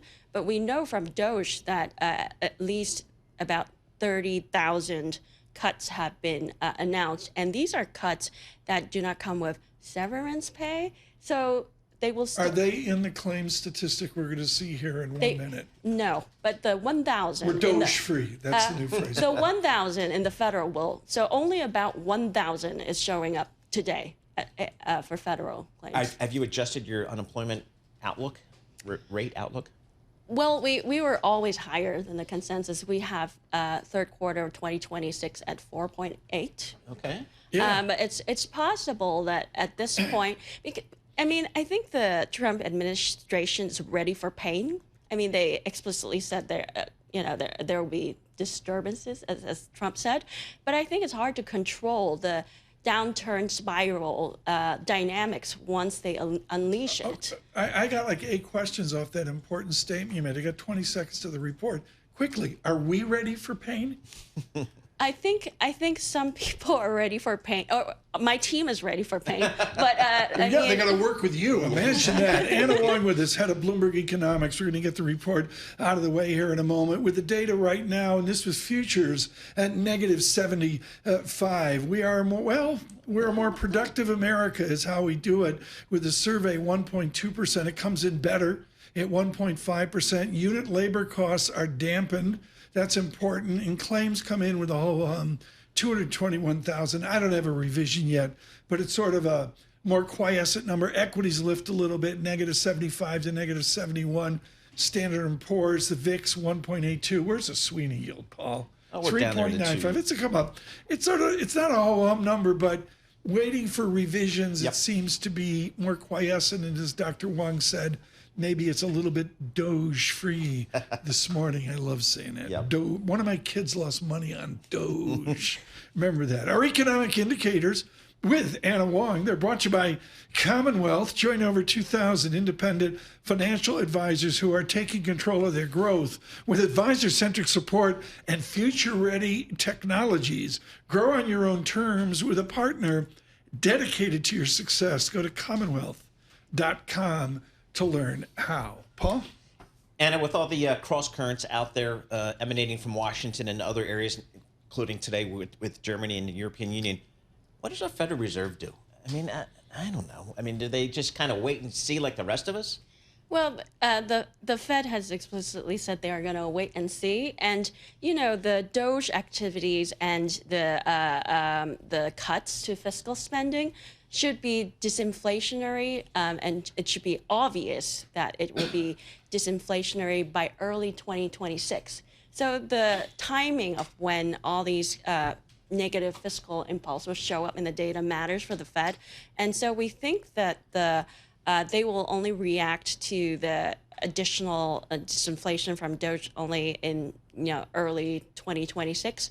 But that said, we still have the Fed cutting 75 basis points this year on higher unemployment rate. Right. Frame out for us here. You said 4.8% unemployment out Labor Day, maybe after that a little bit. Frame out for us the Anna Wong real GDP and nominal GDP call for this nation. Yeah, so we are expecting the first quarter to be about 0.5% real GDP growth, and the second quarter to be 0.9% GDP growth. Much of the fluctuations in real GDP in the first half would be due to this yo-yo ball. First, you have firms stocking up goods in anticipation of the tariffs, and then they have consumption slowly weakening because the consumers no longer need to stock up, and so when and the inventories would be drawn down. So what about the back half of the year? You got a blended 0.7% for this first 6 months. That's not good. What about the second half? Well, our baseline right now is for DOGE to reduce spending by about $100 billion, and with that will just knock off only 0.1 or less, accounting for spillovers, multiplier effect in the second half. So we still have the second half running roughly at 1% or so GDP. How will the Trump administration respond to that? You've got a 12-month framework. I'm going to be charitable and say 1.1, 1.2%. It's all squishy, folks. It's Anna Wong. We're not talking certitude here. Well, that's unacceptable to America. Well, what matters to the Trump administration, it seems like, that in terms of timeline, is November 2026. So if you have weakened economic growth this year in order to accomplish shrinking the size of the government, then you should start to see some rebound in 2026, although unemployment rate would stay at a higher level. Paul, take a memo. Anna Wong lifts the market.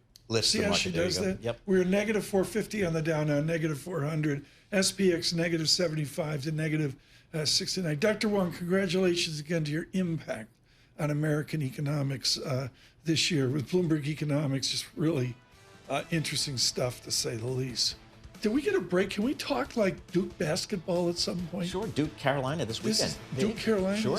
You got row 2 seats. Yep. You and David Rubenstein. That's right, David Gurley. From New York City, and David Gurley. From New York City.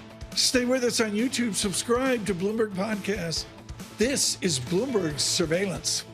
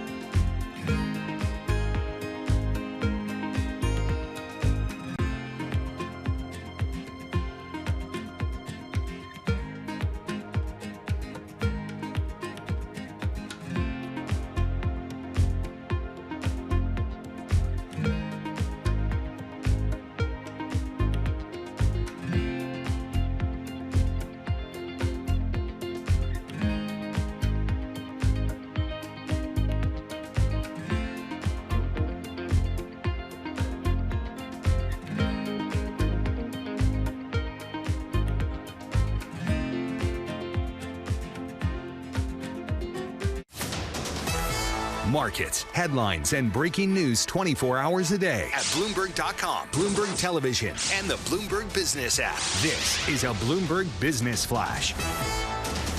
From the Bloomberg Interactive Broker Studio, I'm Lisa Mateo. Well, we've got tech stocks putting pressure on the markets with Marvell Technology. That's among one of the biggest pre-market losers, down about 17%. Then you add to that the disappointing forecast from database software company MongoDB. That's off about 18%. So we go to NASDAQ futures, down nearly 1.5%. S&P futures down 1%. Dow futures down about 0.8%. We have the 2-year yield, 3.96%. That's down 4 basis points. The yield on the 10-year, 4.29%. And that is little change. To commodities, we have oil edging higher, gold declining. The Bloomberg Dollar Spot Index down about 0.1%. More economic data out. Initial jobless claims, they came in a little bit lighter than expected. 221,000 applications.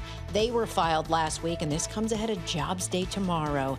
As far as earnings, Burlington Stores, their shares up 13%. Fourth quarter comparable sales and profit topped forecasts. We go to Kroger, down 1%. Gave an upbeat outlook, and this comes after that quick exit of its CEO. And finally, Victoria's Secret, they're off about 3%. Adjusted operating income for that first quarter missed estimates. Still public? That is your Bloomberg Business Flash. Paul and Tom. Lisa Mateo, thanks. So, how about you have an observation there? No, just that store across on Lexington Avenue, still vacant, was a Victoria's Secret store. It's an interesting dynamic now, to say the least. Our dynamic is a somewhat improving tape. I don't want to oversell it. Dow futures negative 450, now negative 381. Our team has worked all night on what's going on between, just to summarize it for our American audience, a shift in how we approach Ukraine. We move from austerity in Europe to a supposed liquefaction of debt, I guess is one way to put it. And you wonder, to begin with, what it means for the elites across Europe. Monica Defen joins us right now with the Amundi Investment Institute in Paris, and she's absolutely definitive on this. It was what a joy to talk to Katharine Neiss earlier with PGIM. I'll cut to the chase. At La Tour d'Argent this afternoon at lunch in Paris, overlooking the brand spanking new Notre Dame, you're going to have a fancy lunch with seasonal duckling. On we go to the Crepe Mademoiselle. What do the fancy people of Europe think of this world turned upside down? Definitely there is a lot on the plate, and what we see is, on one side, some countries that have the fiscal space to go bold, notably Poland, Germany, some others that have not. So Macron probably now is taking the lead, and this is something that, honestly, it was back at 2017 when he said, we really need in Europe to speed up and get some defense spending. So probably is going to lead the queue, and we will get there. I don't know how much and how fast, but this is the final destination.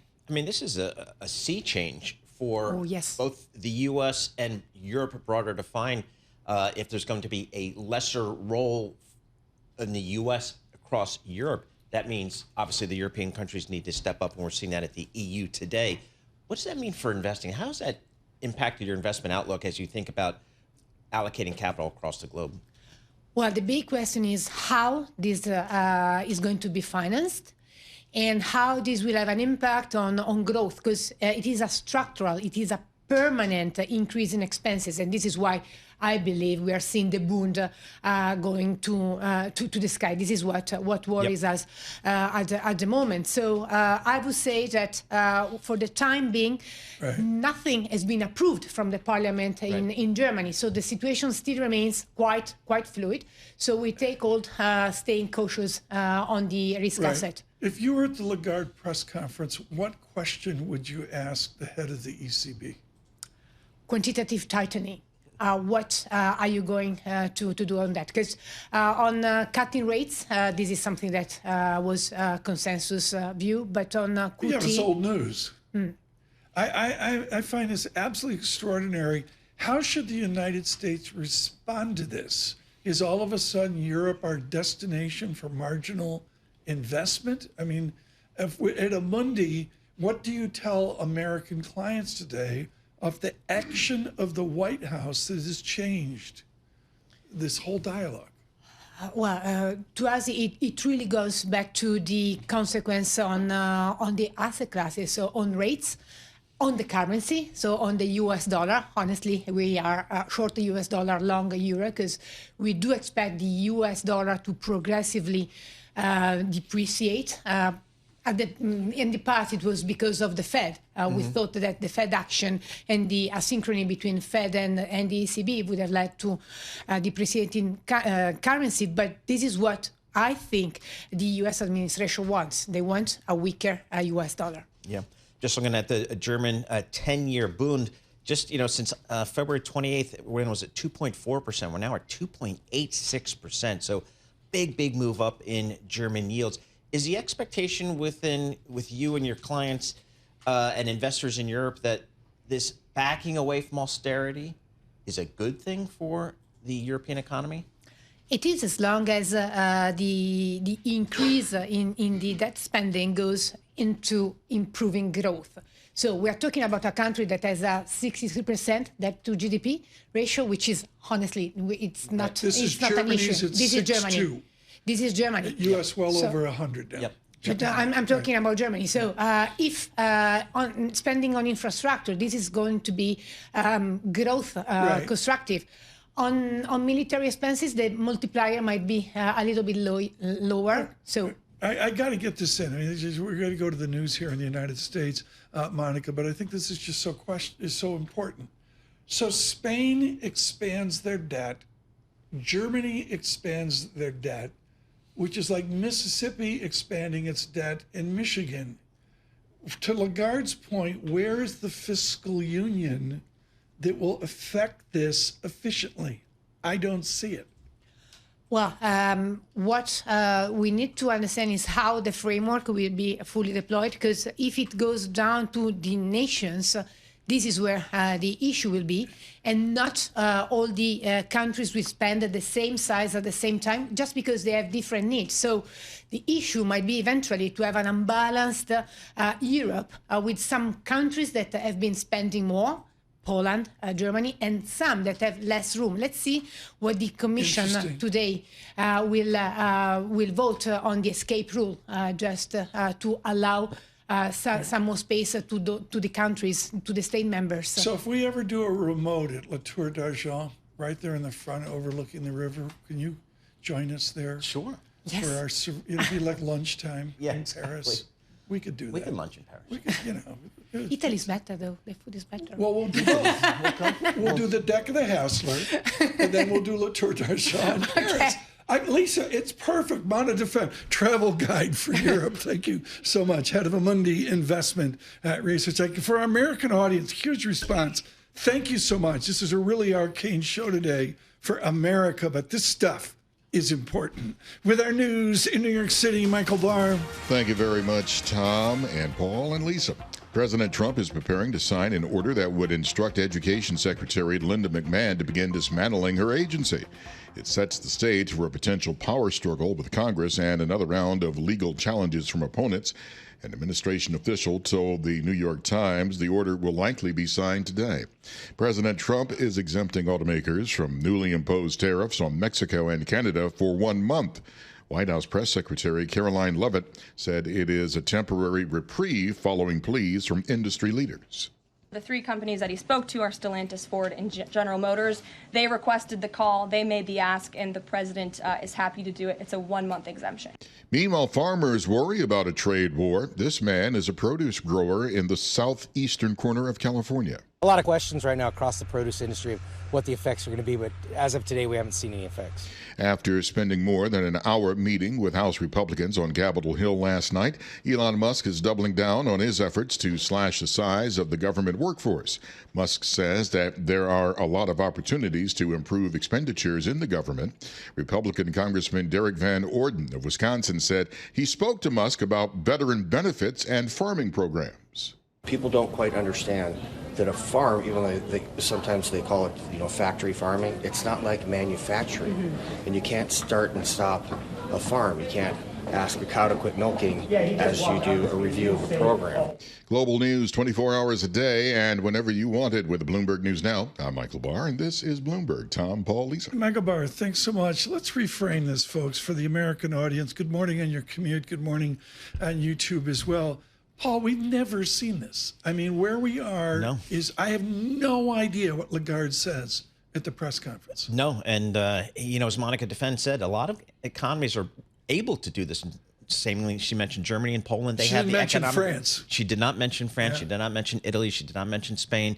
So to the extent companies need to step up, it could be, or countries. And what's interesting is it all starts, folks, with the U.S. administration. From New York City, Bloomberg surveillance.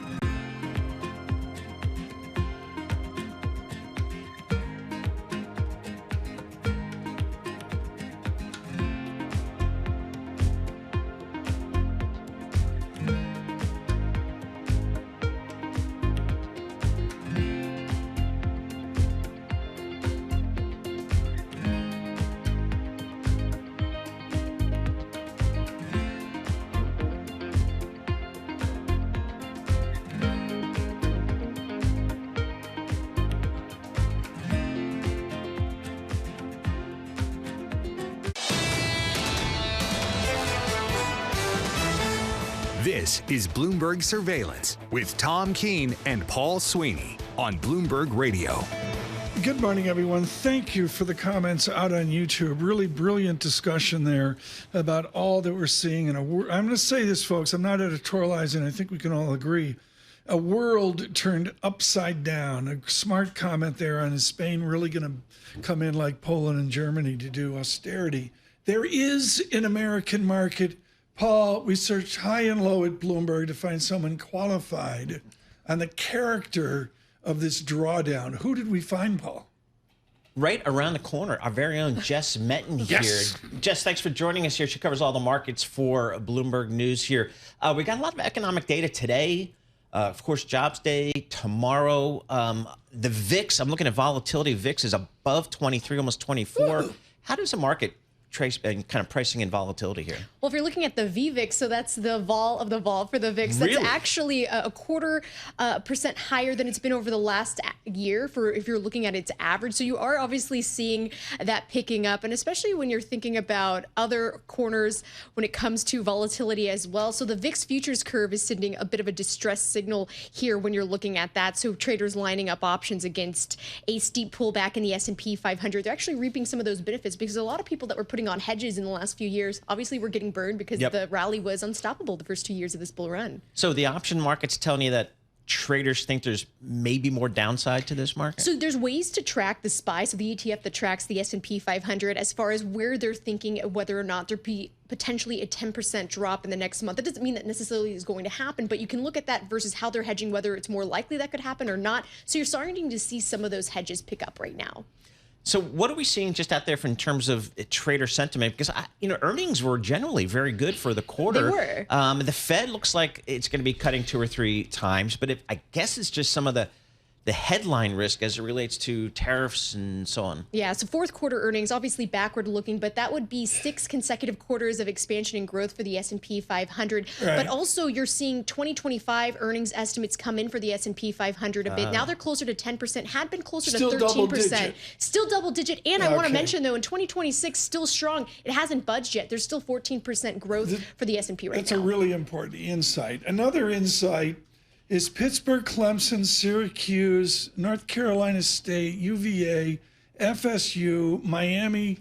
It's not Vermont, it's Virginia Tech. Yep. North Carolina's won 6 in a row. Are they set, Jess Benton, to UNC to take out Duke like the fighting Texas Aggies took out Auburn? Oh, I mean, I feel That like was a great win. Paul has a lot to say about Duke, of They course. did it. But I mean, what do I know? They said the Aggies physically defeated That's what- Auburn. Yep. Does UNC have the ability to physically defeat Duke? No.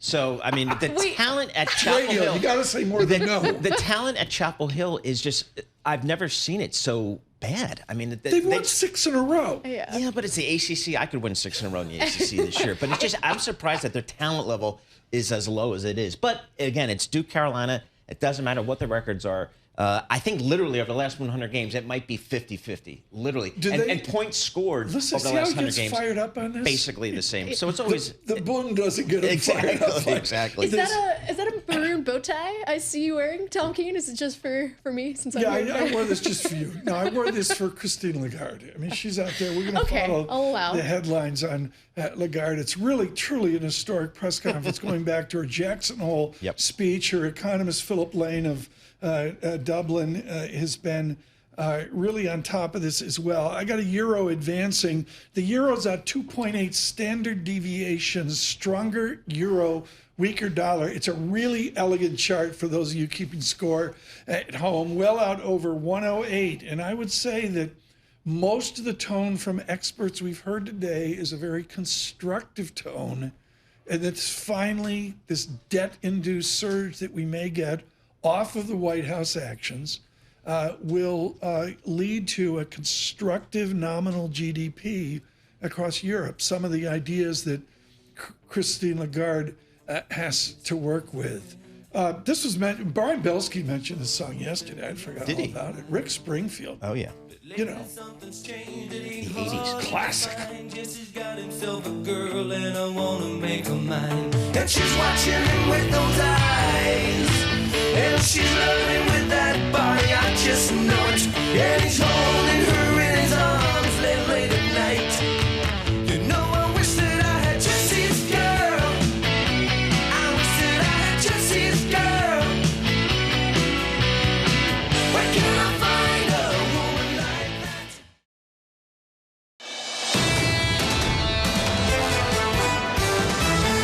This is Bloomberg Surveillance with Tom Keene and Paul Sweeney. The president wants lower interest rates from Chairman Powell. You can make the argument that this is a really rich market. With Lisa Mateo on markets. Stocks are coming off another record high. And Michael Barr with news. President Trump signing a wide range of executive orders. The best in economics, finance, investment, and international relations. This is Bloomberg Surveillance on Bloomberg Radio. Good morning, everyone. Tom Keene, Paul Sweeney, Michael Barr, Lisa Mateo. Stocks down, recovered a little bit. Forget about it. Reversal now near new lows for the day, negative 73.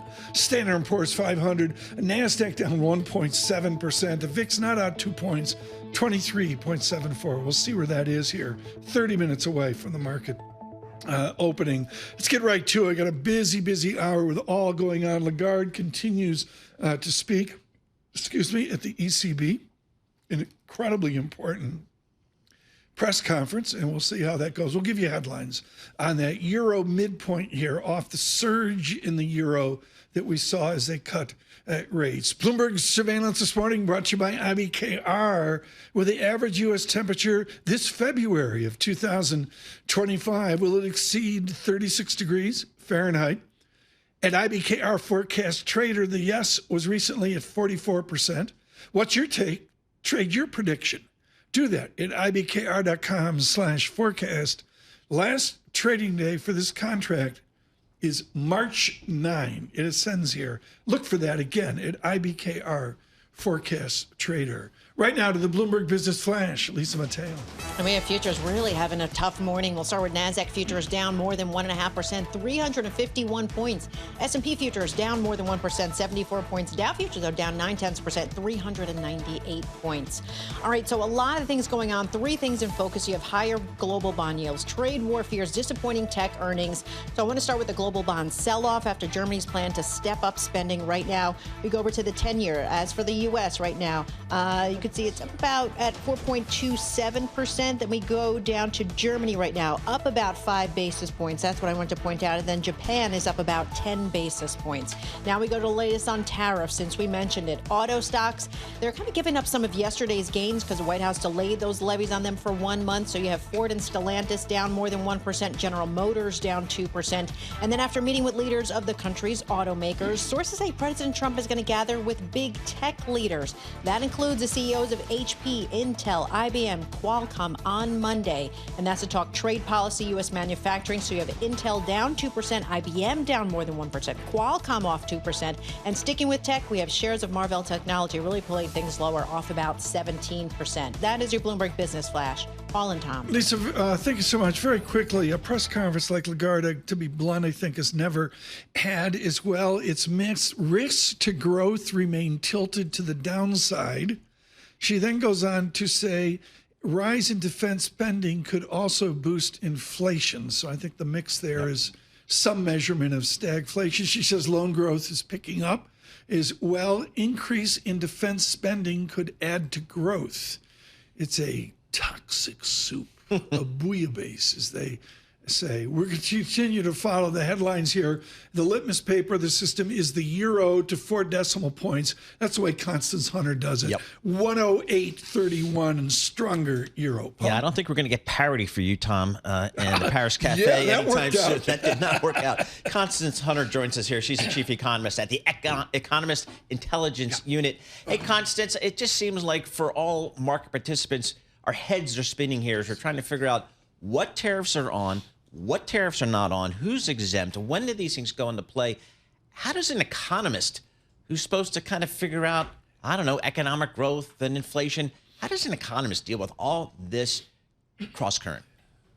Yeah, very great question. And I think it has to be a multi-pronged approach. Of course, we're doing rigorous, detailed analysis of all the different factors that are being impacted by potential tariffs, right? And so we have lots of different spreadsheets running scenarios, literally running through every line of the tax code, looking at the USMCA, what's covered, what's not covered, what has steel in it, how is that going to reverberate through? But of course, we don't know where we're going to land. And until that point, we have to come up with another way to ascertain the impact of all of this uncertainty on how households and businesses are going to behave. And one thing that we look at is an uncertainty index that has been extremely good at forecasting recessions. And it is presently not as high as it was right before the pandemic, but it is higher than the global financial crisis, the dot-com bubble bursting, and the S&L loan crisis, right? So we know that this level of uncertainty is going to eventually cause a pullback in household spending and corporate capex. It's Math Thursday, folks, with Constance Hunter. We like to do Math Thursday with Constance. So here's the math. The Yale Budget Lab have really done some strong work on this. They have. Tariffs blended in, I'm going to give me like a 0.4 reduction in GDP. I think we all understand that statistic. So if I have a fictional run rate of 2.x, say 2.5, 0.4 divided by 2.5, you come out with like a 16% reduction in oomph. What's it do, Constance Hunter, to the bottom half of society?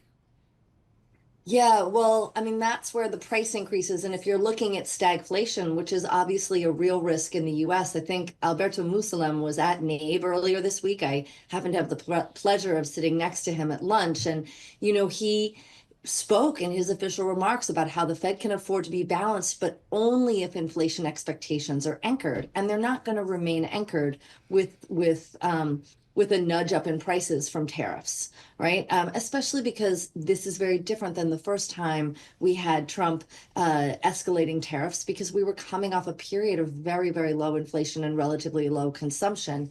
We have a different mindset now. Companies know how to raise prices. And of course, that's going to impact the bottom half consumers. But let's not forget, all this market volatility impacts the top half consumers as well, or should I say the top 10% that consume 50% of all the consumption. Paul, we just got, just for a second, a Kapasanka, a 103 handle on DXY. Yep. Currency markets are talking to us. They are talking to us, Tom. Yes, all the markets are talking to us. Constance, I mean, I think we're even hearing from some companies, whether they're packaged goods companies or restaurant companies, just saying uncertainty is causing them to take down their growth projections here. So even if the policies, whether they're tariffs or changes to immigration, are more muted than maybe we initially thought, just the uncertainty seems to be having a negative impact on demand. I would agree. And then the uncertainty from other policies, perhaps coming out of the DOGE and other areas. We also don't know how we're going to handle, we have a debt ceiling event coming along. We don't know how the budget is going to work out. Oh, yeah. And I should point out that there's a sort of disconnect here. I would call it maybe the tariff trilemma, right? Because if you are going to raise revenues as a result of these tariffs, which you are then assuming, right, is that your import level does not go down. So you can't have both. If tariffs work to reduce imports, then you're not going to raise as much money from them, for example. And the Q&A in Frankfurt right now, it's getting very interesting. Christine Lagarde, the president of the European Central Bank, very attentive to outcome of the Brussels summit. Everything will be a factor of details on defense plans. I'm going to go back and read her Jackson Hole speech where she and I spoke at length about it. That was a really heated conversation. But Paul, it's like from 2023, a speed warp up to where Lagarde was in August of 23. Hey, Constance, given all the cross currents and the uncertainties that we are talking about, how do you think the Federal Reserve is kind of factoring that in terms of their policy? Well, a few things. One is they can afford to take a balanced approach, so weighing both prices and employment equally, so long as inflation expectations are anchored. And I think that caveat is really key. The other thing that they haven't said, but which seems obvious in the data, is that they can afford to wait and almost do a forced policy error by waiting too long should we see weakening growth, because they know that there is so much money in mortgage equity. So, yesterday, as we got the weekly mortgage numbers, you saw all you took was a very small decline in mortgage rates to see a big run up in financing and home mortgage applications, first-time home buying applications. And so if we were to get mortgages down below, say, even 6%, I think there's a lot of money on the sidelines to be deployed. So I think for that reason, the Fed can afford to wait, and they don't want to see a situation where they're not communicating that they're serious about inflation. Constance, thank you. Constance Hunter with the Chief Economist, EIU, this morning. This is Lagarde continues to speak. It's now Q&A, which is always, it's very different Q&A from the Fed meeting. It's a really, really acute, whole different tone that you get there. Right now, the latest headline, well, it's on the Brussels summit as well. One headline I'm seeing here, this from Bloomberg, Lagarde sees inflation risk from more defense spending. I think we've heard that, Paul, that you may get, I don't want to oversell this as stagflation. I don't know what Professor Summers would say, but I'm not getting that tone. But at the same time, what a shift going on for investors. Yeah, exactly. I mean, I'm just looking at some reporting coming out of Bloomberg News out of Europe. I mean, just talking about how reliant Europe is within NATO for the U.S., not just for military leadership and firepower, but for communications, intelligence, logistics. And Bloomberg News reports that ammunition stockpiles could run low within days, and rearming will take years. So this is a long-term pivot for Europe. We will have to see. I was watching Liverpool beat PSG, which I thought was sort of interesting as well. Joining us now on yield, Gennady Goldberg is head of U.S. rate strategy, TD Securities, a perfect guest to speak to this morning. With all this said, let me just cut to the chase, Gennady. Do you just assume money market yields come under 5%, start migrating down 4-ish, even lower? Yeah, I mean, I think you have to assume that front-end rates continue to kind of drift lower over the course of over the course of the next year. How much lower and when? That's really the big question for bond investors right now. You know, you saw the pricing for cuts go from 25 basis points in 2025 to now about 75 basis points, basically in the course of a couple of weeks. So markets are really highly uncertain here. So I'm looking at the 10-year U.S. Treasury, Gennady, right around 4.3%. Where does that end the year, do you think? So we've got that right now still at about 3.8%. We were actually long in our model portfolio at about 475, got out at 4.3. So we're actually waiting here to reload. Obviously waiting before payrolls. You know, we'll certainly see that data print. I do think the market sentiment has really shifted, right? We've gone kind of from massive exuberance about growth. You know, I was getting questions about the economy reaccelerating to now really despair. I mean, we've really kind of flipped the switch in that sense. And now I think the market may be overdoing it a little bit that way. But, you know, you've got lots of uncertainty through, you know, trade, through immigration policy, fiscal policy. All of that is starting to weigh, and it's kind of pouring gasoline on that uncertainty fire. Does our full faith and credit U.S. market shift, adapt, change on price based on what's going on in Europe? I think a little bit. I mean, in the last couple of days, you've seen some real divergence between U.S. and European yields for obvious reasons. You know, Europe's got a shiny new issuance program, and that market is trying to absorb that by actually repricing. I think the U.S. right now is just trying to battle with too many themes. You know, there's supply over in Europe. There's, you know, real kind of geopolitical issues that we have to price in. There's fiscal policy, which is a complete unknown, I think, for a lot of investors at this point. And then there's what's happening on the data front, which, again, you know, expectations have jumped from extreme strength to now extreme despair, and effectively overnight. So what is the market pricing in here, do you think, Gennady, in terms of growth here? Because the data points still seem pretty solid as it relates to, you know, the U.S. economic activity. Yeah, I mean, you know, just looking at what we've seen that was really weak. I mean, I would say it's retail sales, the PCE spending report, ISM manufacturing. But if you really take a kind of a step back and look at the levels, you know, you saw the retail sales number come in after months and months and months and even quarters of really strong growth. So it's a bit of a pullback. It's not massive just yet. The ISM manufacturing index, again, retracing some of the way, you know, some of its run up into the election. So it's still a little bit higher. So, you know, we haven't really seen the actual hard data surprise that far to the downside, but it's the surprise that matters. I think the expectations are running absolutely sky high, and now they're rock bottom at this point. So the market is setting itself up for failure, I think, by overreacting to just about every data point. Gennady, thank you so much. Too short a visit with breaking news today. We've got to run. Gennady Goldberg with us, head of U.S. rates, TD Securities. Lagarde, I've never seen, Paul, this set of headlines, maybe with Draghi once or twice. Lagarde, ECB is not pre-committing. We'll decide based on data. We call that data dependency across the Atlantic. Here, from one day to the other, comma, situation changes dramatically. Wow. Yep. That's where we are. I mean, I think the ECB is like all the rest of us. We're just kind of taking it in, drinking from the fire hose every day. Lagarde says no opposition to decision to cut the key rate today. Just a movable feast. Again, the euro 108.27. Stronger euro dashing away from the parity call. With our news in New York City, Michael Barr. Thank you very much, Tom, Paul, Lisa. President Trump is expected to issue an executive order to abolish the education department. It will likely happen today. According to the Wall Street Journal, the draft of the order directs Education Secretary Linda McMahon to take all necessary steps to facilitate the closure of the department. On Capitol Hill, Republican senators have told Elon Musk he needs congressional approval for cost cuts or they could be overturned in court. The latest from Bloomberg's Amy Morris in Washington. Senators suggested Elon Musk send a package of cuts to Congress for approval through a process that requires only a simple majority in both chambers. Republican Senator Lindsey Graham. I want to fix it quickly, is what he said. I want to keep the momentum.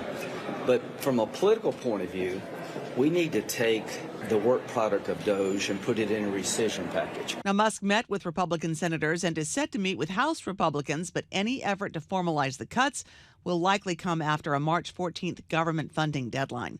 In Washington, Amy Morris, Bloomberg Radio. President Trump is granting temporary relief from tariffs to the big three American car companies, Ford, General Motors, and Stellantis. But his call with Canadian Prime Minister Justin Trudeau yesterday did not lead to any relief from the 25% tariffs he is imposing on other goods from America's neighbor to the north. Top Trump administration officials visited Texas alongside Defense Secretary Pete Hegseth and Director of National Intelligence Tulsi Gabbard. Vice President J.D. Vance spoke in Eagle Pass, hinting at military action to combat drug cartels. Every single day that we continue to keep this border safe, that means less migrant crime, that means less fentanyl coming into our communities. And finally, more than 36.6 million people watched President Trump's speech to a joint session of Congress. That is a 36% increase compared to former President Joe Biden's first address to Congress in April of 2021. Wow. Global news 24 hours a day and whenever you want it with Bloomberg News Now. I'm Michael Barr, and this is Bloomberg. Tom, Paul, Lisa. And now, very importantly, Matt Miller came bearing gifts here. Yeah. Just, a little bit about my childhood. My mother was the worst cook east of the Mississippi River. And the only thing she could cook successfully was Rice Krispie treats. Oh, man. How about that? How does that taste? And Lisa, I got good news. They're not gluten-free. Some people think they are gluten-free. No. The good friends at Millville make a crispy rice, toasted rice cereal gluten-free with a marshmallow. Oh, well, there we go. So there is hope. This is my childhood. How's the treat? How's it? It's very. Do you think Mr. Bloomberg would have a subpar rice? Michael Barr. I mean, this is one of the 4 food groups. Oh, hey, man, my Rice Krispie didn't even make it out the studio because I tore it up as I was leaving out. That thing was good. Thank you to Matt Miller for bringing his fine cuisine. Yeah, he brought in a little glass tray and everything. Look at that. Yeah, we don't see it because we're down here, slaving away. Working away. I wouldn't eat those things when my mother made them for me. I'm not going to eat them. Are you kidding me? Wait a minute. Let's take a poll in the studio. I control. Ken Foley, wake up. How many people were weaned in the right side of the fridge, Michael Barr? There was that block of Velveeta cheese. Oh, yeah. Yeah, absolutely. And in some houses, the government cheese. That was in my house. We had the government cheese. Yeah. That's absolutely right. We did. Well, we think, and that program will probably go away. Don't do it, White House. We need our Velveeta cheese. There's a little bit of anecdote about how we used to eat. Lisa, have you ever had a Rice Krispie treat? I have. I've made them with my daughter, but I use different things. Oh man! Substitutes. What, Cheerios for Rice Krispies? What? Yet another reason not to hang out at the potato shop. Un-American. It's just no other way to put it.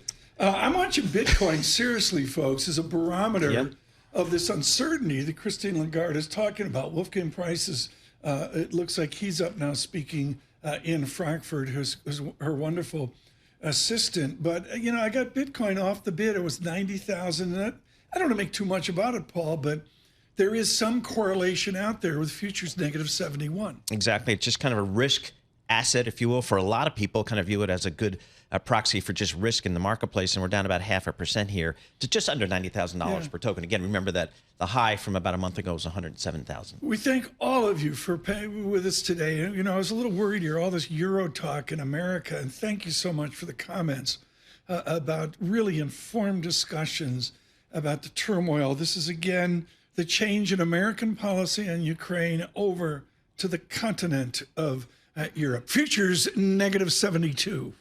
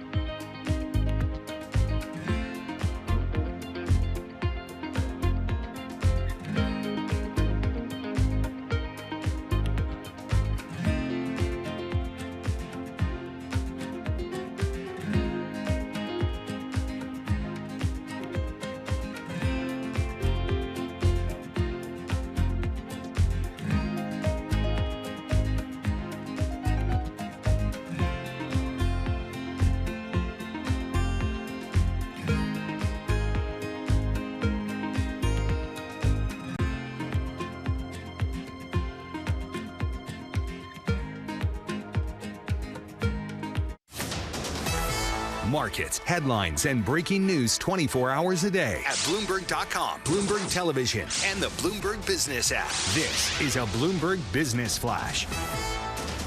From the Bloomberg Interactive Broker Studio, I'm Lisa Mateo. We've got futures under pressure. Tech stocks, a big part of the decline. We'll start with NASDAQ futures down more than 1.5%. S&P futures down more than 1%. Dow futures down nearly 1%. So on one hand, we have the disappointing earnings. We have Marvell Technology down 17%. Then on the other hand, we have Chinese advancements in AI, and that's putting pressure on chip stocks like NVIDIA, which is down 3%. What advancements are we talking about? We're talking about Alibaba. It unveiled an AI model that it says performs just as good as DeepSeek, but with less data that's required. So its shares are on the rise. It's up about 8% in Hong Kong. ADR is up nearly 2%. And then you have Alibaba's rival JD.com. It said its profit nearly tripled last quarter, and its revenue topped estimates. So they're up about 8% in Hong Kong. ADRs rising about 3%. We go to the two-year yield, 3.98%, down 2 basis points. The yield on the 10-year, 4.29%, and that's up 1 basis point. The Bloomberg Dollar Spot Index, that's down about 0.1%. We have the euro up 0.2% at 108.20 against the dollar. That's after the ECB delivered that anticipated 25 basis point interest rate cut. And finally, Macy's shares, they're off about 6%. It gave this more downbeat outlook for sales and profit than was expected. For on-demand news 24 hours a day, subscribe to Bloomberg News Now, wherever you get your podcasts. I'm Lisa Mateo. That is your Bloomberg Business Flash. Paul and Tom. Lisa, thanks so much. Jason Furman up at Harvard out with a really important chart. We gave it to you at 8:30 where the buoyant productivity number, unit labor costs come in. And Professor Furman simply says, good news in the revised productivity data. He makes clear AI probably barely in the data yet, but we're really nicely off the trend that he models off of the pandemic. So that's the gift there of productivity. Right. It continues, according to Jason Furman. All right, let's talk to a professional here, Tom, about these markets. Eric Friedman joins us here. U.S. Bank Chief Investment Officer joins us here in our Bloomberg Interactive Broker Studio. Eric, what Tom, Lisa, and I do all day is just try to deal with this fire hose of noise and news coming out of all parts of the world. Today we've got some news coming out of Europe, but it seems like every day there's news coming out of Washington, D.C. Got to make it tough for managing portfolios of money here. How do you guys kind of put that into your model and think about where to invest for your clients? I think the analogy I'd give, it's like Tom and I are from upstate New York, and we learn hard about separating the wheat from the chaff in that vicinity, and that's really the key thing. We think that the most important thing is really to pay attention to the data, especially corporate CFOs. What they're saying really matters. The survey data that we get, UMISH with inflation expectations at 4%, understanding where consumers' heads are, really important, but ultimately what CFOs are doing, not what they say they're going to do, what they're actually doing, that for us is really moving the needle. That's kept us, Paul, really more glass half full, even despite this move lower. We think if S&P holds 47.28, that's the 200-day.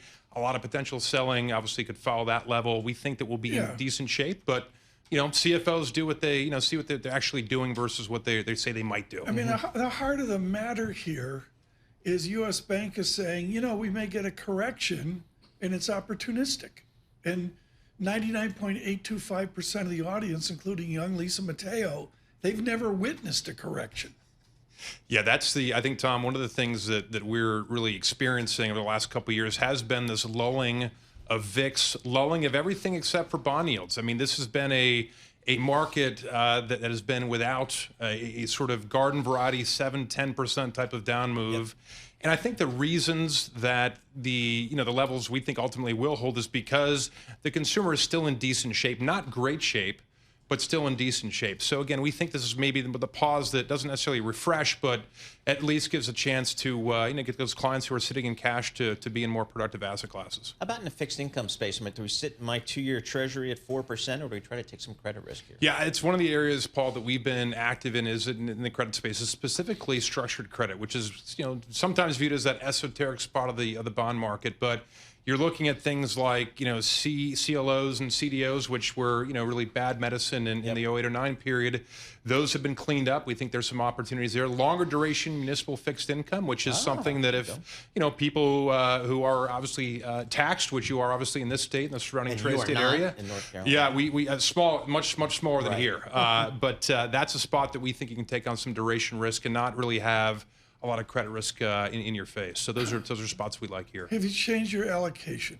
I mean, in terms of U.S. bank, conservative, whatever, anybody, their growthy, their value, whatever. Have you made adjustments, or is it just simply steady as it goes? Yeah, we've been a little more active, Tom, on the international equity side. I don't say it because, we're cherry picking what's worked. Weak dollar? Yeah, weak dollar certainly helped.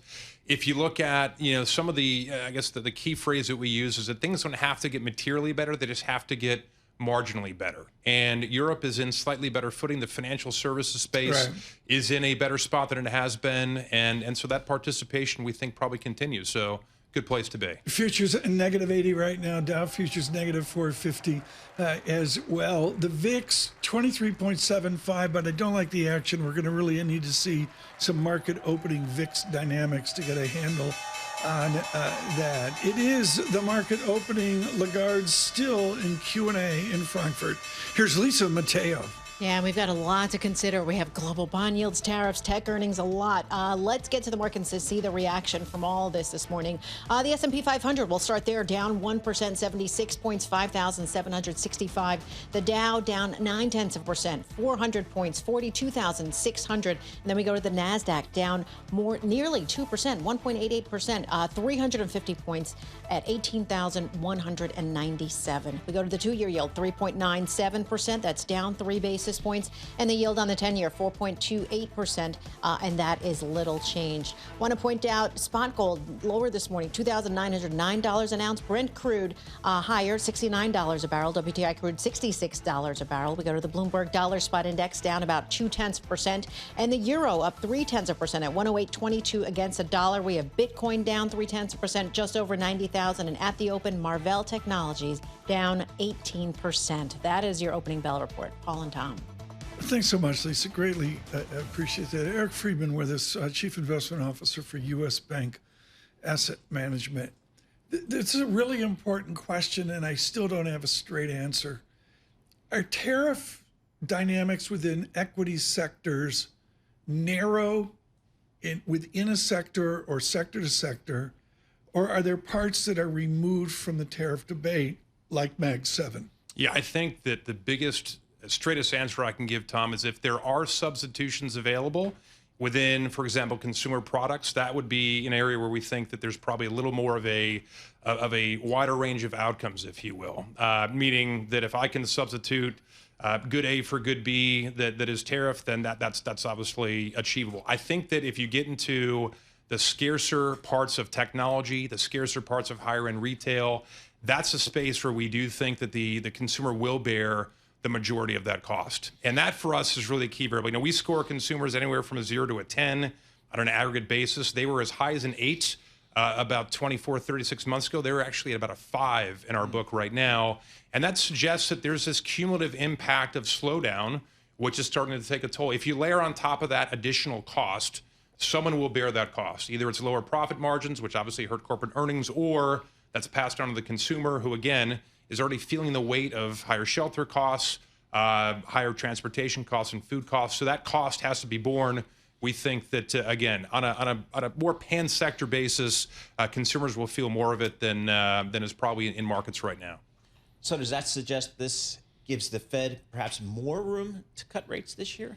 Yeah, I think the Fed, I think they have a little room. I would say when I say little room, I mean they're still anchored on that UMISH data from the last 2 months, where consumers are expecting a 4% inflationary environment out, beyond 2 or 3 years.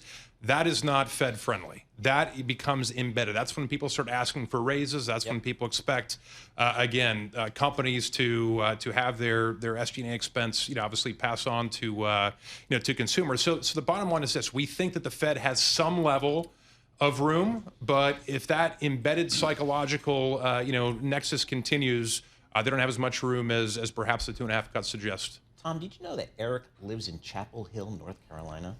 So you're flying back for the game tonight? I might. The Cooper Flag Express. There will be a game in Chapel Hill Saturday night at 6:30. It's Saturday night. Yeah, 6:30. So the U.S. Bank seats are just like to die for. To die for. Exactly. I mean, he's right under. He's center court. It's it's like we call that better than Rubenstein at Duke. Yeah, he's front row. David's front row. At Duke. I had for 2 years, third row right in. I know. I've seen your photos. You're there. I should have stayed there and got my PhD. To be honest, Eric, I mean, we had Texas A&M take out Auburn. I mean, they've won 6 in a row. I mean, Paul, I would not be sleeping on this. That's right. You can't sleep on mighty Colgate either. This is the time of the season where we start to make some noise. That's right, the Colgate. The noise in Lake Moraine, folks, is the snow melting down from 14 feet deep to 8 feet deep. Good morning, Lake Moraine in upstate New York. Eric Friedman, thank you so much for joining us today. We had negative 500 on the Dow. We are open negative 484 on the Dow, 1.1%. NASDAQ down 1.9%. We will continue here. An exceptional morning. Paul Sweeney, Alex Steele. Look for that at the 10 a.m. hour. On YouTube, subscribe to Bloomberg Podcasts. Good morning.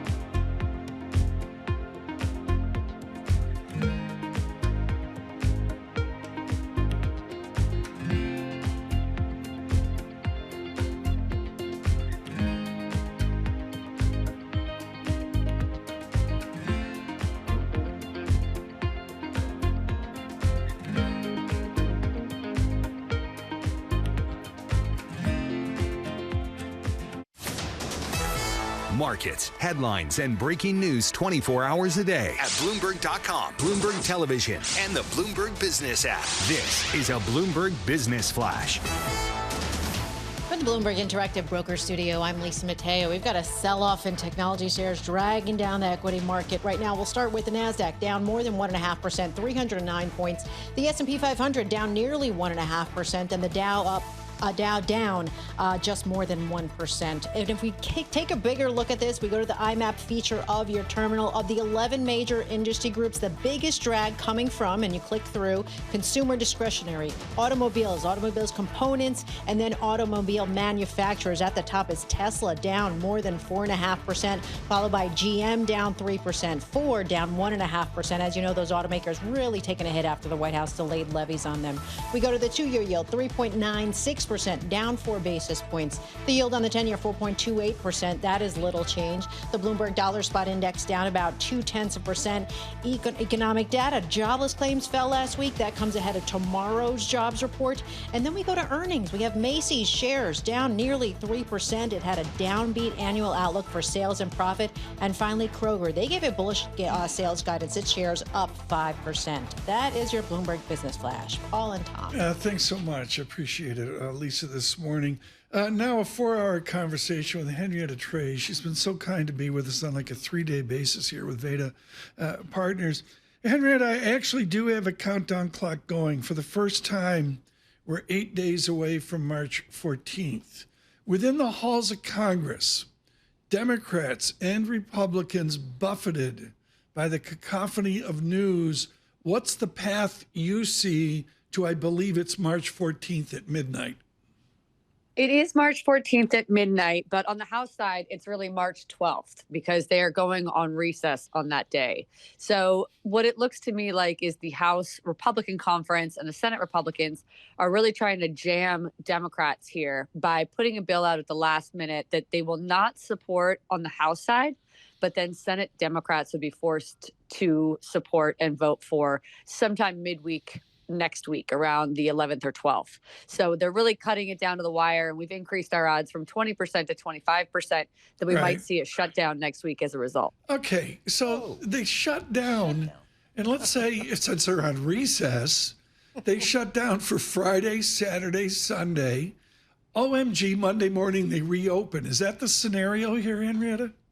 Nope. They're also on recess the next week. So it would be a shutdown of, at a minimum. Well, does an adult in the room say, hey, everybody, unrecess and get back to work? Has that ever happened?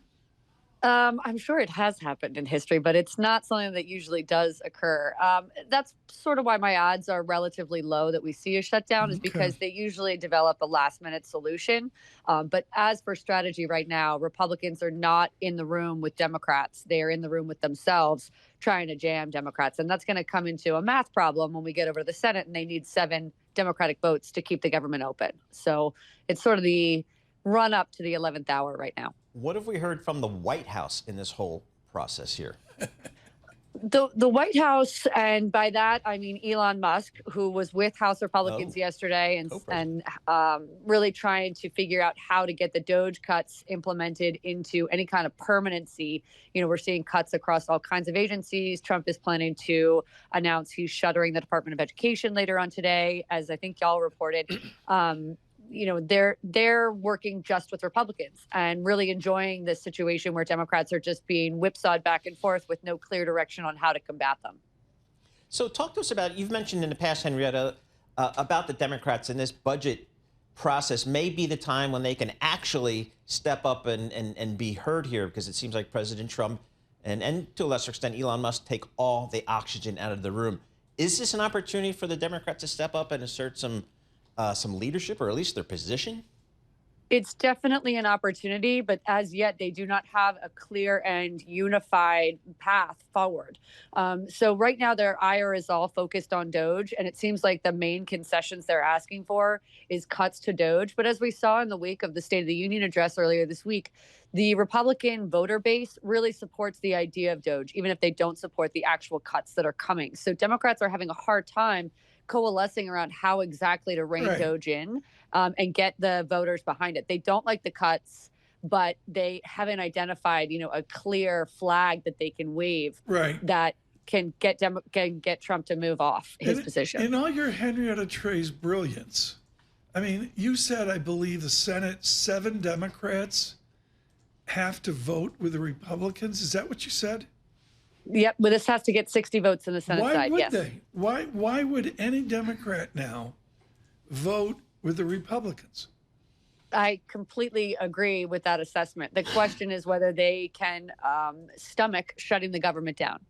And the way that Trump is going into this... But to be cynical about it, isn't that what 1600 Pennsylvania Avenue ultimately would like? Exactly. And so this is sort of playing right into Trump's hands. Democrats' threat is to say, if you don't negotiate with us, we will shut it down. And Trump's effectively saying, and so, I don't care. Jeez, that's where we are. Hey, let's just switch gears a little bit, Henrietta. Veda Partners, you guys have a tariff odds tracker. A, what is it? And B, what's it telling you these days? Oh, sure. You know, our clients are all hedge funds, and they want the, you know, quick and dirty of how things are working and what we're expecting. Everybody's just trying to wrap their arms around the realm of the possible. And so when we put our odds tracker out, we cover a whole host of different components. Odds of tariffs on China, you know, virtually 100%. Obviously, those are going into effect. We're at 20% now. Odds on Canada versus Mexico are slightly lower. I think the odds of EU auto tariffs have been and continue to be very high, and I want that to be really clear cut every time we talk to clients. You know, EU auto tariffs, I think, are coming. There's a perfect catalyst for that on April 1st. The March 31st deal that Ambassador Tai negotiated with the EU and the under the Biden administration expires on March 31st. So April 1st is the date that Trump used in his America First trade agenda, and it's not coincidental. It's exactly in line with the expiration there. So our odds tracker really just tries to get to the heart of the matter. Tariffs are coming. They are in place. There might be some staggered effects, but they are coming.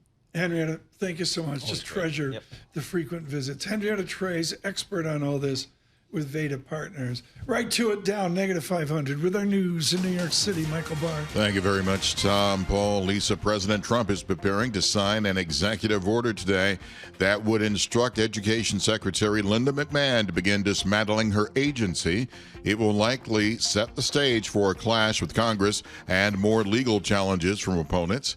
The American Federation of Teachers said in a statement last night that the Education Department was legally required to distribute federal federal funds approved for poor students and those with disabilities. Elon Musk came to Capitol Hill to meet with Republican members of Congress to shore up support for the Department of Government Efficiency's budget slashing methods, including job cuts. Musk spoke to reporters after the meeting. Mr. Musk, what was your message in there to House Republicans?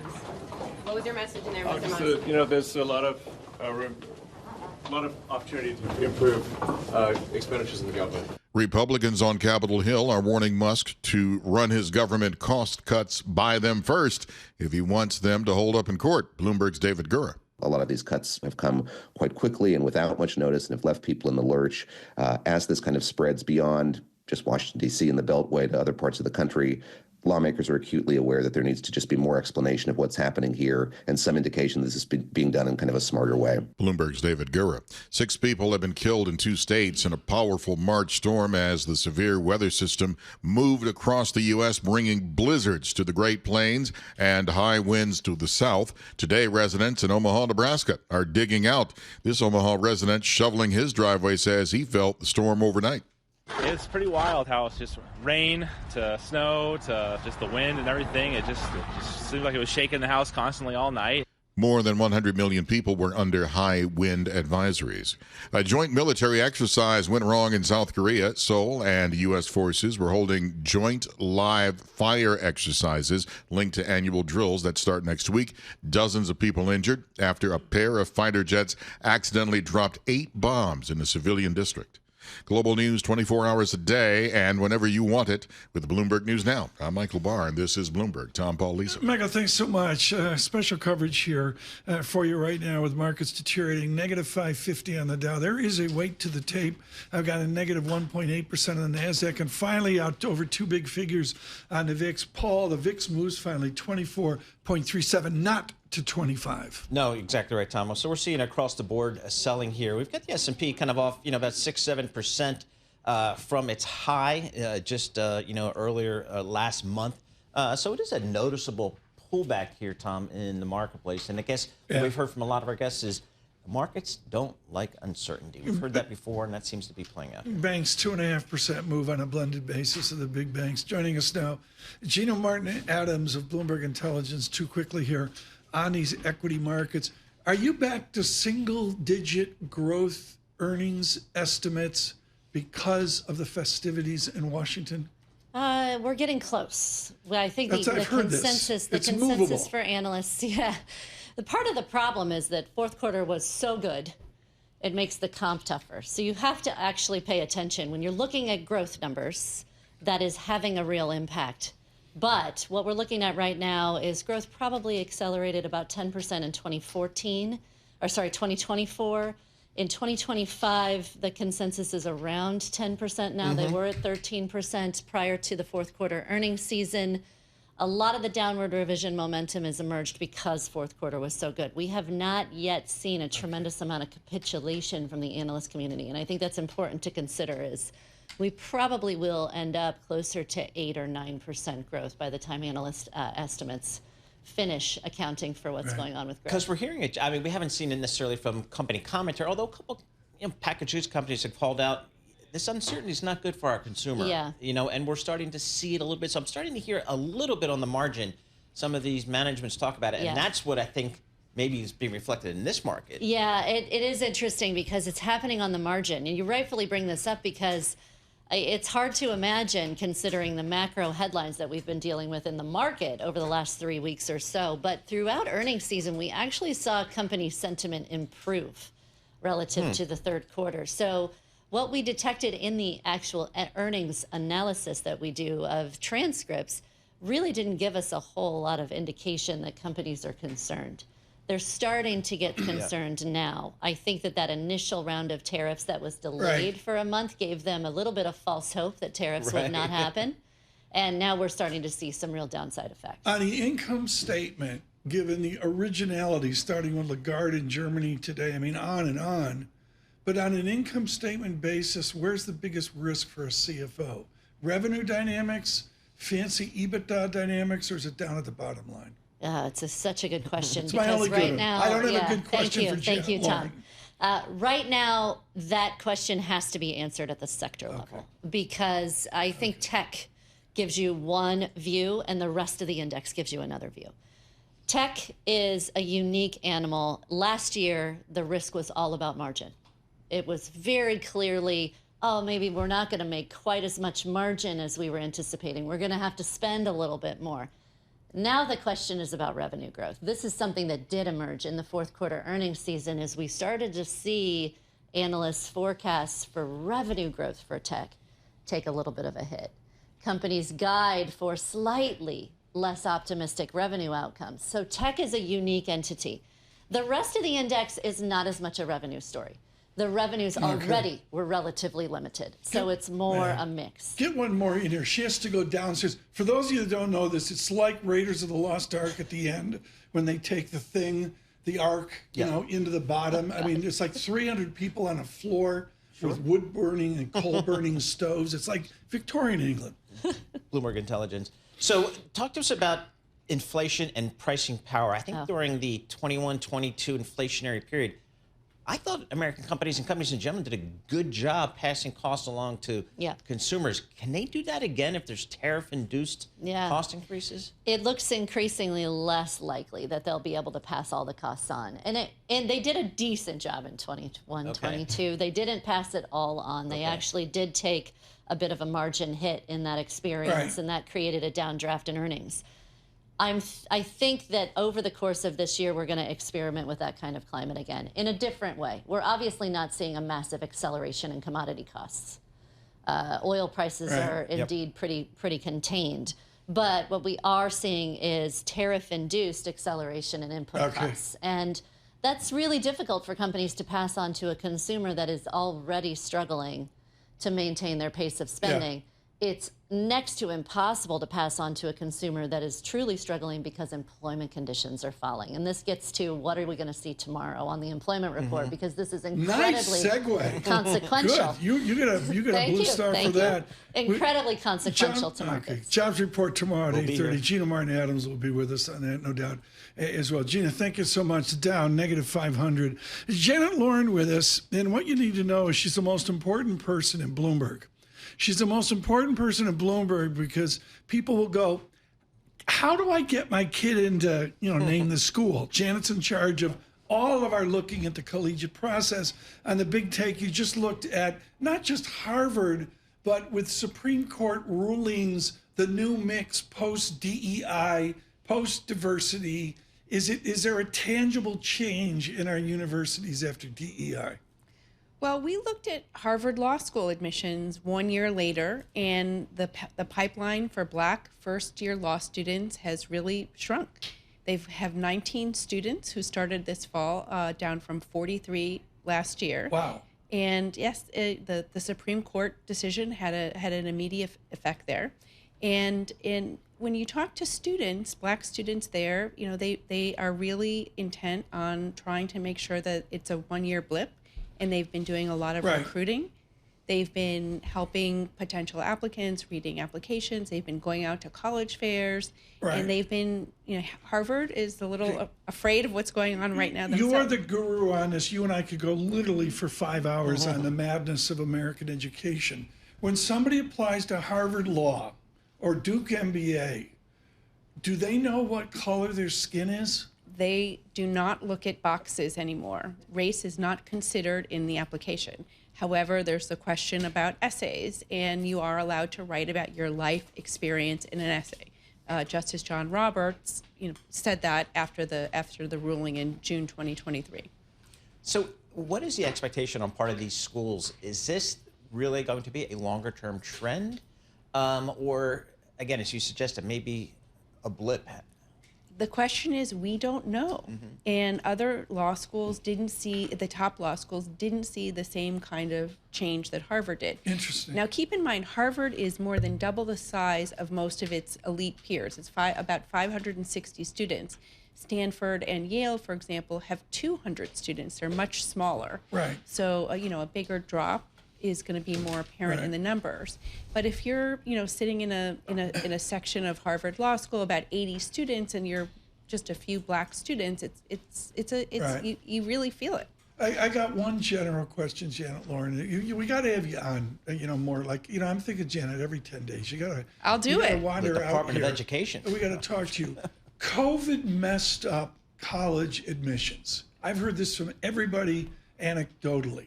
Are we back to a year of normal admissions processes, or are you and your team still seeing college admission bedlam across America?